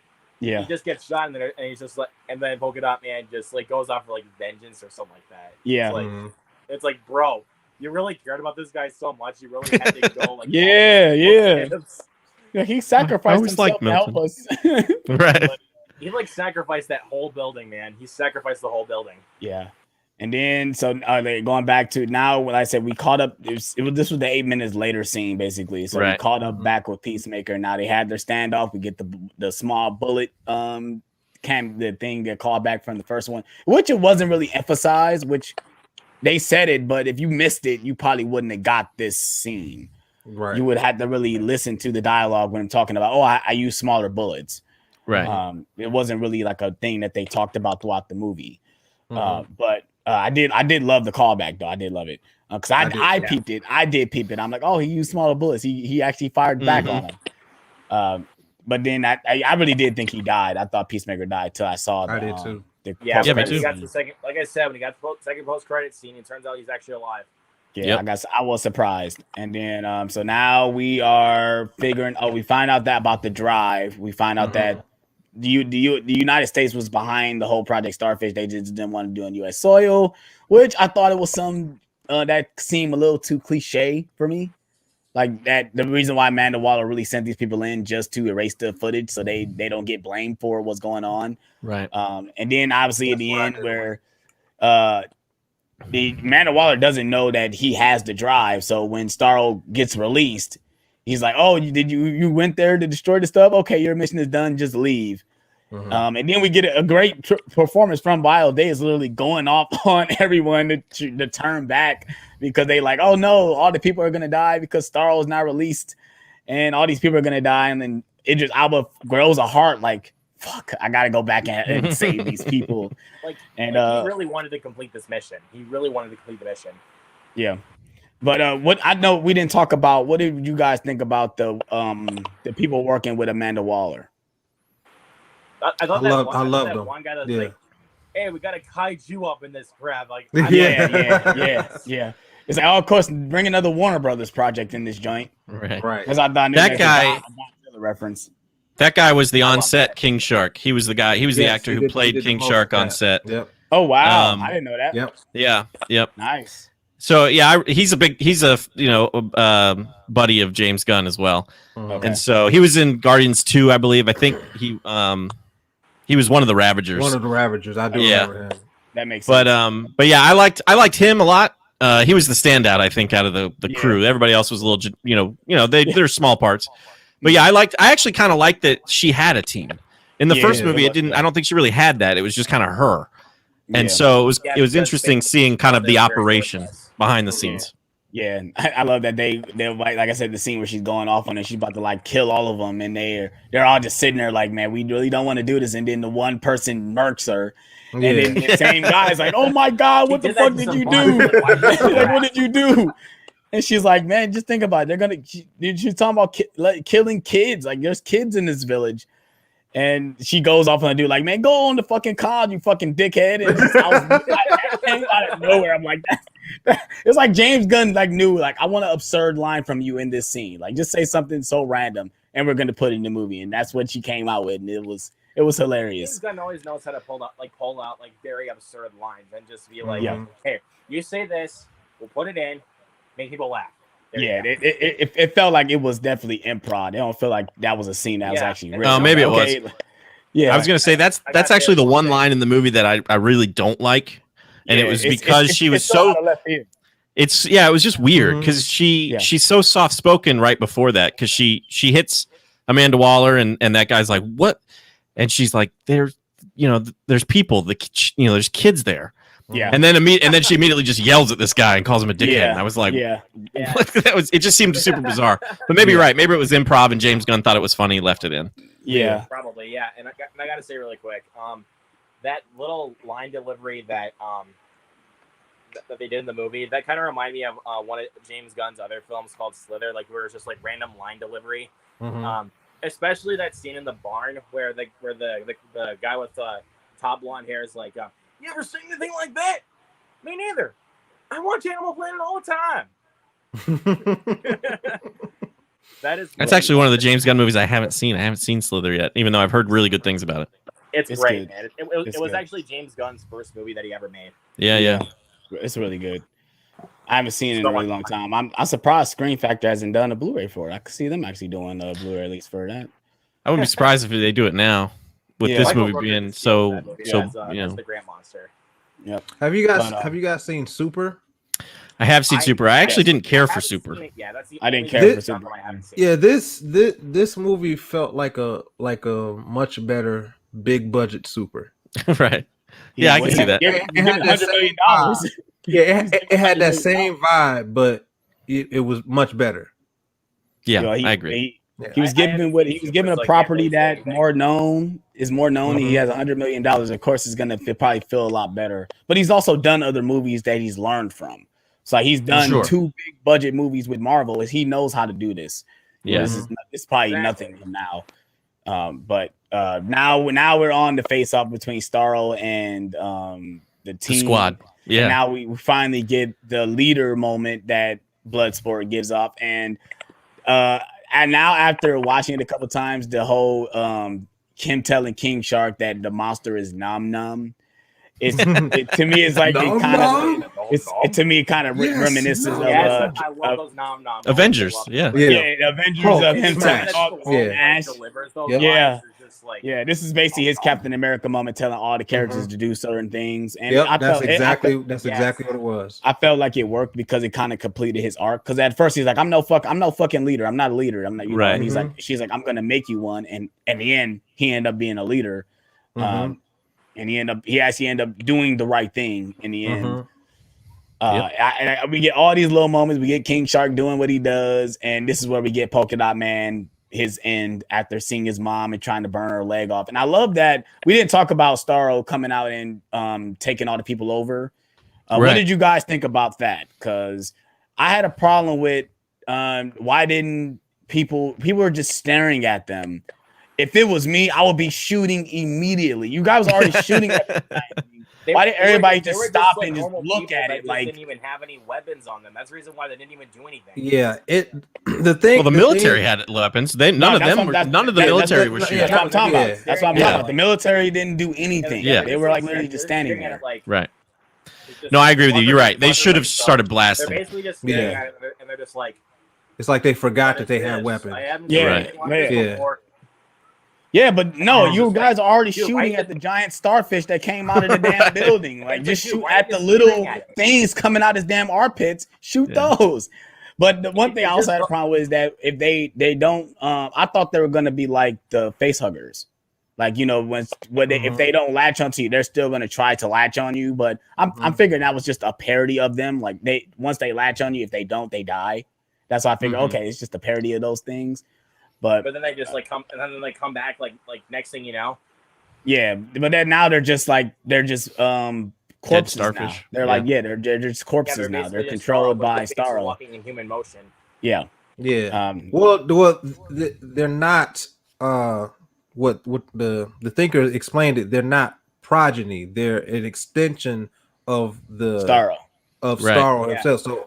So it's like a hive mentality. They all have one mind. Right. Yeah, exactly. Which would explain why they weren't shooting, why they weren't using the weapons, because it's before they even latched. They're watching all these little things come flying at them. Yeah. Now, that's stupid. You see them literally coming out of his armpit, and they don't do anything besides stare. Yeah, they're just like on. Oh yeah, that's stupid. Yeah, it just felt like they were just like so stone cold. They just had to stare at it. And then it was Ratcatcher that turns up. They were so drunk that they really had to just like. Ratcatcher put the mask on, like, oh, cover your face, and you see what's his name? Polka Dot Man, like just hitting them away, and Harley Quinn like just cover her face just a little bit, and it doesn't get on her. It's a little lazy. That part was a little lazy. It is lazy. I know, it's because like I said, the military guys, they looked like they were so drunk they just really had to just freaking stare at it, and it's just like, what? Yeah. Now, what I thought was gonna happen. Do you think they were gonna be like zombies? Did you think they were gonna be like I thought that because Bloodsport lost his helmet, I thought he was gonna get the thing on his face. Oh yeah. Yeah. Oh, that mean he'd have been dead then. But I think which would have been surprising. Yeah, that would have been surprising. But I thought that they were setting that up. I don't think Idris Elba would have signed up if he would have died. I don't think he would sign up for this movie. He'd already done died in too many major franchises already. I don't think he would have died in another one. Yeah, you think? Yeah, he died in Prometheus. He died in Avengers. He died in Avengers and Hobbs and Shaw. So I don't think he wanted. I don't think he wants to die in any more major properties. He'll start becoming the Sean Bean of superhero movies or something. He doesn't want Exactly. Think about what happened with Sean Bean and GoldenEye. Like I love Bloodsport's the way his tech is, how he just takes apart his armor. But the thing what does happen is what happens when you run out. He ends up running out. Yeah, he ends up running out. And I do love that his last thing he does is saving Ratcatcher before she to get smashed by Starro. There's one thing I actually want to talk about, and that is Thinker's death scene. Oh yes, yes. He gets destroyed. Was Thinker's death scene. He gets destroyed. Like that's the reason why I don't think my parents would even like the movie, especially also with Rick Flagg's death in the movie, because they're so brutal. Like you see the glass, you see the glass pierce his heart, and then he just gets blood splattered all over the wall. And with Rick Flag gets stabbed by Peacemaker, and he goes inside his body, like to actually show like his heart just like stopping. Reminded me of Mortal Kombat. Yeah. Oh yeah. And I gotta say about that. Parents should have never taken their kids to Mortal Kombat. No. Yeah, I mean it's the same grotesque, a lot of graphic. And like I said, when Tinker gets ripped apart and his whole body literally just splats like a tomato on the glass, I'm like, they not holding those bars on these death sequences, on these deaths. That reminded me of a movie, and I can't remember what movie it was. What movie it reminded me of? You talking about what the blood splatting on the window? Thinker? No, wait. When Thinker got ripped apart, it's bothering me still that I can't think of where they've done that. I mean, I know they've done it in multiple movies, but it's a specific movie that was almost exactly the same as that scene. And I can't remember what it was. That also kind of makes me think of like the way he splatters is like some of those like head blow up scenes. Like think of that one in Kick-Ass, like where that guy's head explodes. Mm-hmm. Yeah, it's pretty graphic. That's the first thing I said. I'm like, this movie is pretty brutal when it comes to the death sequences. James Gunn lets you know right away with Blackguard's death. You know, yes. You want to take your kids to it. Yeah. Yes. I told my friends with kids because you know they haven't seen many previews for the movie. I was like, don't take your kids to this movie. I would say that to some of my adult friends too. I would tell them, don't take your kids. Yeah, for sure. I definitely wouldn't recommend taking your kids, even watching it at home. Because I think when I was at work, I had a lady walk into my job like, "Oh, we're gonna have a movie night and watch Suicide Squad." I'm like, "How old is your kids?" Between 7 and 10. I'm like, "Nope." You might want to be closing their eyes unless you approve that they can watch this type of stuff. Because it's not that. It's more. And you approve that, then you're fine. Yeah, because I mean, you get some frontal nudity. You see a guy's thing actually pop up in one scene. It's really quick. You would miss it when either Peacemaker or Bloodsport kills him, but he literally has no pants on. And then I think you get a little, I think you get one shot of frontal nudity from women too when they're inside the titty bar. But that's really it. It's mostly just gore. That's really it. It's just a lot of gore and a lot of blood and guts. Mm-hmm. It did kind of remind me of that gore style that the crappy Hellboy remake did, but I think this film does it. I mean, I lied. You also get I guess it wasn't a graphic sex scene. I guess the sex scene between Harley and Luna, but it wasn't as. It wasn't really you don't see. Yeah, they kind of. It's one of those. They kind of just cut that. Yeah. Yeah, exactly. Cut that. They kind of just cut that. That could exist in a PG-13 movie easily. I think. Yeah, for sure. That would more exist in those like. It would more exist in more like raunchy comedy movies. Like, that's definitely a raunchy comedy sex scene for sure. Mm-hmm. But now we're at the end where Ratcatcher summons like 2,000 rats, and I'm like, how the fuck? Billion rats. Yeah, it's a lot of rats, and Starro is like doesn't know what the hell is going on because he's like literally going crazy. Rats, like when all the rats get on these people's faces, they're just like. Dead. Yeah, and I love that Harley finally realized what she has to use it for. Like, oh, I know what the purpose is now. Like, and you didn't use it. You didn't use it. I mean, you went into the eyeball. Now that we're talking about, I forgot to mention that at the beginning. I hated that line. I hated when she delivered that line in the beginning. About the accent. When she got when she got When she gets the captured. javelin. Yeah, Oh, when she gets Oh, she says he told javelin, me what to do with this, but he didn't tell me. I tell me why. hated it. It was so cringy. It was cringy. Yeah, they should have stopped. They should have. It felt like a line that was just like chucked out the second story window. Yeah, I think I hear a lot of people say there's a lot of scenes that it feel like it's an extended deleted scene. Like I think they should have cut those lines out. I think with her slapping the guy in the face and saying "What's it for?" That's where you cut it. You don't continue with the line. Like I think it would have been funnier when she's laying next to him and you think she's about to caress his face, but then he slaps him like what happened? And then that's the end. You don't. And that's the end of the scene. Like, I think it might be like one of those scenes that might appear as a deleted scene, like on its Blu-ray or 4K release, more than likely. Mm-hmm. But we'll have to like wait and see like what they got for the bonus features and all that stuff. As even if they have a lot of bonus features, because most of these 4K releases don't have any. I have no idea. Yeah, it most likely won't. Native 4K movies don't. 4K transfers have some 4K transfers have special features. The Back to the Future is an example. Yeah, but those a lot of those special features will transfer up from the Blu-rays and stuff. So and 4K transfers really can take you back to the movie theater if they're good transfers. Mm-hmm. Example, like to me, Mortal Kombat that 4K transfer took me back to the movie theater. I still haven't watched my Mortal Kombat 4K. You got to check it out. I mean, you did kind of remind me for Godzilla versus Kong, and thank you for doing that there, John, because I literally almost forgot that I watched that in 4K. Yeah. Going back to Ryan's comment, he says, "We'll get a commentary." I'll definitely watch that. I would definitely want to hear James Gunn's talking about this movie. I think Justin was about to say something. I was just going to ask if any of you had a problem with just how many rats there were. Like that, it seemed like it was like millions of rats. And the first time I watched it, I was like, "That's a lot of rats." Like it just seemed almost unbelievable. Yeah, I mean, I know we're talking about the Suicide Squad and Star of the Conqueror here, but but it just felt, I was like, are there really that many rats on Corto Maltese? But I mean, the second time I watched it, I kind of was like, okay, that's another thing I thought too. I'm like, she summoned all these rats from this town. It's like this town it's got more rats than New York. It's got more rats than New York. Right. This is disgusting. Rats, so that way they can actually defeat Starro. They needed enough. But sure. To me, but then it leads to one of the best scenes in the movie is you get the conversation between you little rat catcher and you got with Taika Waititi, and they talk about I like that moment. Basically, the main purpose of this movie is that all these characters are despised, but they all have purpose. They all have purpose. Is their purpose. There are a lot of themes and a lot of analogies in the movie. Purpose is one of them. Yeah.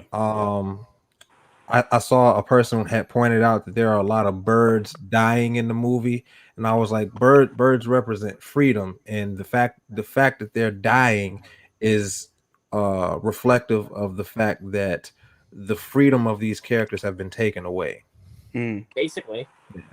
Yeah, I mean, you definitely say that in the opening scene with Michael Rooker's character. He kills the bird. He kills the bird. He kills the bird. Toss it around the room. Boom. Yeah. And then they burn dude's birds at his penthouse. Yeah. Oh yeah, you're right. Yeah, I thought that was sad because I got. I thought that was pointless too. I'm like, what? Yeah, why? That was very pointless. Like he's already dead. Like that's another thing. That's what I'm saying. Like, why would you burn his birds? That's another thing I would cut out. Because that's basically just showing up or us telling us that Harley's about to be tortured, which we already knew was going to happen because you guys captured in the scene before. Right. So it was kind of like showing, the president's dead now. Now the real evil guy is going to take charge. That kind of thing. Yeah. I did love the torture scene that Harley was singing the song that ends up being the song that's playing in her background when she's doing her murdering. I think that's my favorite song in the movie. Yeah. That's my favorite song in the movie. Yeah. Yeah, I did. It just works so well with with her scene. It just works so well, man. Like I said, shout out to James Gunn. And I said in my review, I said it does feel like Guardians because of the music and the way he puts it in the movie and how it involves in each scene. You already know the soundtrack is probably going crazy on iTunes. I don't know, but shit, I'm sure people already downloaded. That just makes me think for a second. Like I know James Gunn knows how to like put the songs in at the right time. Yeah, he picks the songs too. He personally picks the music for these. I know movies, he does, so. but it felt like I don't have a problem with the soundtrack at all, but it was kind of the thing that had me giving me a little bit of Cruella vibes a little bit because of the soundtrack. Yeah, but kind of made it feel like a music video. Made it feel like a music video. Let me just say really quick. It just felt like songs were thrown in at the wrong time, even though there were a lot of really good 70s rock music. But again, one song was misplaced. I know it's misplaced because the film takes place in the 70s. But I really felt like they were just pitching in so many songs like 70s rock songs just to give us like the mood or something like that, just to like make us feel that way. But I don't get that vibe. I definitely got that vibe from Suicide Squad 16. Yeah. They was definitely shoehorning songs in there. The songs were great, but you could definitely tell that they were forced. Yeah, so I definitely get that vibe from 16. I don't get that mostly from because 21. they were morely most of the songs that were thrown in, they were mostly modern like pop music that was thrown in there. Yeah. But in this one, it morely feels like it's more old school style music, like he did with the 2 Guardians of the Galaxy movies.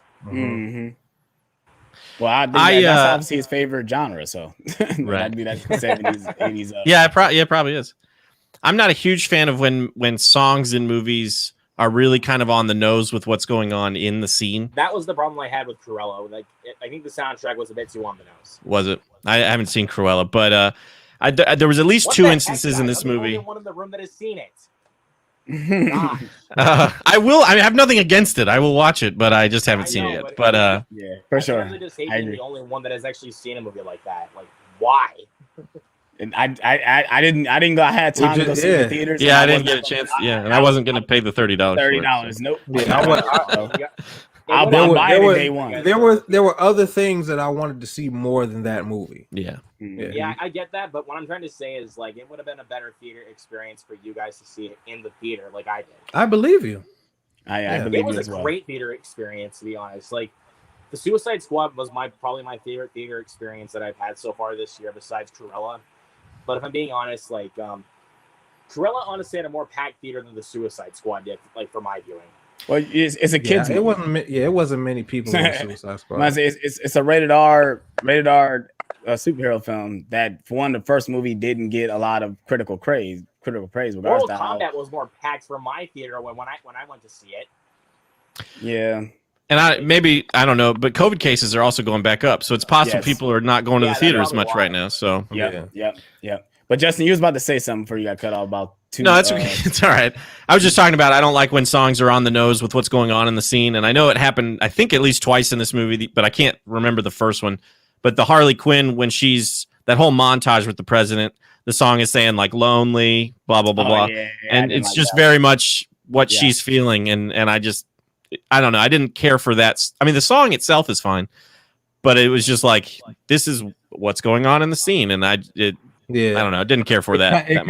I get what you're saying. It kind of felt like Amazing Spider-Man 2. Right. Yeah. It just doesn't give you that vibe. The Peter Parker scene. Yeah. She lied to me. Right. Spider. Yeah, I must kill Spider-Man. Like in the song, you're just like, what? Don't even get me started on Amazing Spider-Man 2. I really don't. That's the first rule of writing a script. Show us, don't tell us. Right. Yeah. Exactly. Yeah. That's what George Lucas had a problem with in his prequels. Mm-hmm. Anything Lucas got his hands on, like after 1995, a lot of exposition. Like, thrown out the window. Mm-hmm. I will say, talking about this movie with you guys makes me think that I actually kind of like it more than I said I did at the beginning. So I think you're, maybe my grade on it would get bumped up a little bit. Yeah, I don't like grading. I don't like grading movies because your grades always change over time. Sure, so all the time. Yeah, I don't like putting a specific grade on things. That's why I just say I just recommend it or not recommend it when it comes to movies. Cool. And obviously, this I gave it a really recommend. I highly recommend it. Yeah. Yeah, because just that's what I I'm just saying, think because- it's just because there's actually one film that really did kind of change for me on a third viewing. After, like, when I first reviewed it on my channel, I gave it an A score, but then I watched it a third time, and it just bumped up to a perfect A+ score for me. yeah. That's how me and John felt about 2016 Suicide Squad. I think me and him gave it good reviews, and now going back to watching, like I did too. Now we look back Don't and like remind me. If I Don't said- now we remind me. look back and like we look at that That's video. And we're honestly, like, that's how did we do embarrassing. Yeah. Yeah. I don't even want to admit that I gave it that. I did the high. same thing with Green Lantern. I walked out of Green Lantern going, that was all right. I give that like a, B or something. And now I'm like, I don't know what I was thinking. Correction. That's That's my embarrassing. personal, like, Yes, that is embarrassing. I agree. It's trying to make you feel better, Stu. I appreciate Some it. movies do that. Just forewarn you. Some movies do that. Yeah.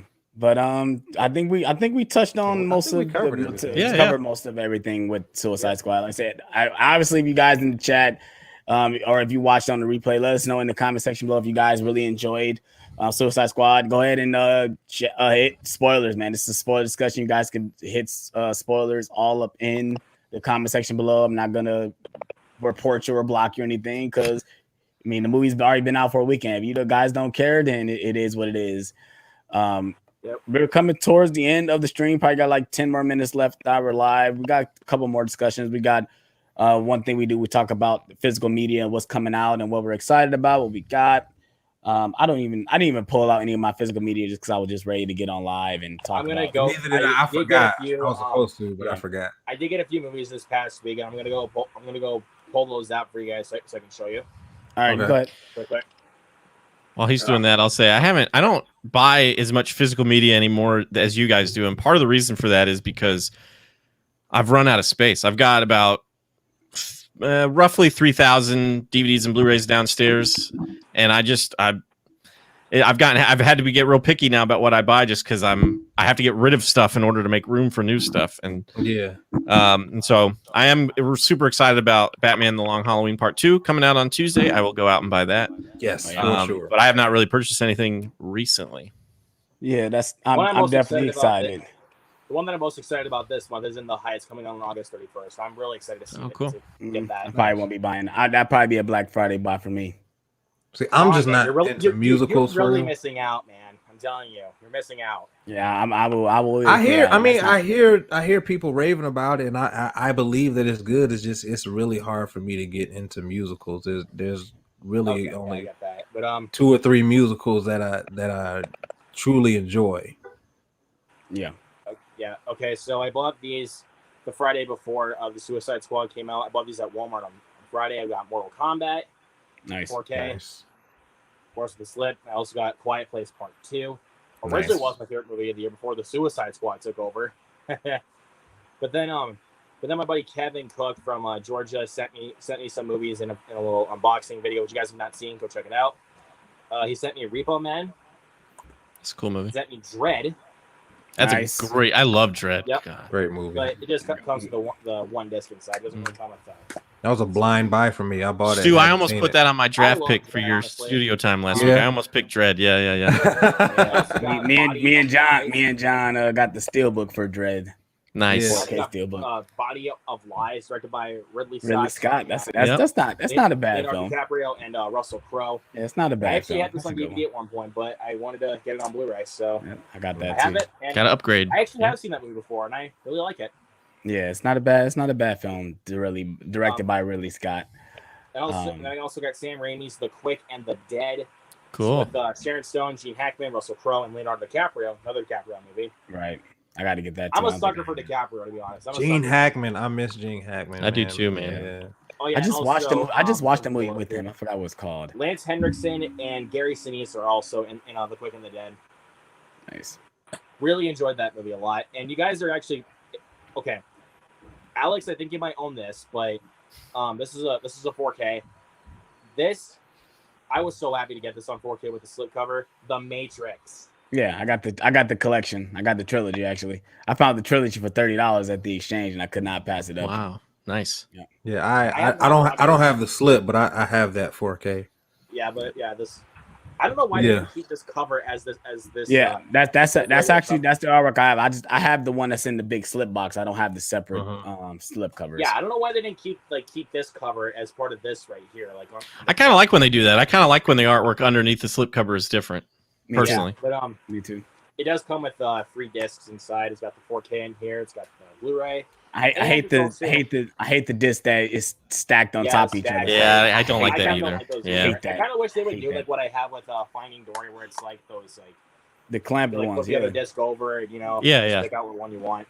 But yeah, I cannot wait to watch this in 4K. I hear it looks great. Oh, you haven't watched it in 4K yet? Not yet. Oh my god, you are in for a treat. When you watch it, text me. Okay. You are in for a treat. You're making me want to watch it now. I believe you, John. I am ready. But yeah, I think what else? I haven't done an update. I got a whole bunch of slip covers. I mean, if you guys see my last video, I got a whole bunch of slip covers from. Pretty cool slip covers there, dude. Yeah, it was one guy I met. His name Alex Leba. He just met this guy that had a whole bunch of slip covers. I was on live with him. I'm like, what you want? I'm like, I want that, and he surprised me with some stuff too. And I'm like, oh shit. And then cause my goal is I want all my 4Ks to have slip covers. I don't really care about Blu-rays, but he still sent me some slip covers for Blu-rays too. But I'm trying to just get all my 4Ks to have slip covers. That's really the only thing I really care about. Yeah, and I do have some 4Ks in the back without slip covers. Yeah, I remember I have Arrival, I have Alien Covenant, Kingsman: The Golden Circle. Yeah, I have some of those without slip covers. I pre-ordered Batman v Superman, the Ultimate Edition 4K that was released recently. That's got the IMAX ratio and everything. Yeah, and mine personally didn't come with a slip cover, and I was pretty disappointed about that. That specifically didn't come with a slip. Well, at least in the States, I think the UK overseas did get a slip. Yep, we didn't get a slip for that, which is very disappointing. My T2 4K also did not come with a slip cover. Oh, bummer. Yeah. Disney, we can thank Disney too. Disney has been slacking. It was the cheapest one I could find. I'm out of the loop on this one because I'm not a slip cover guy. I could take it or leave it. It don't matter to me. I just want to watch the movie.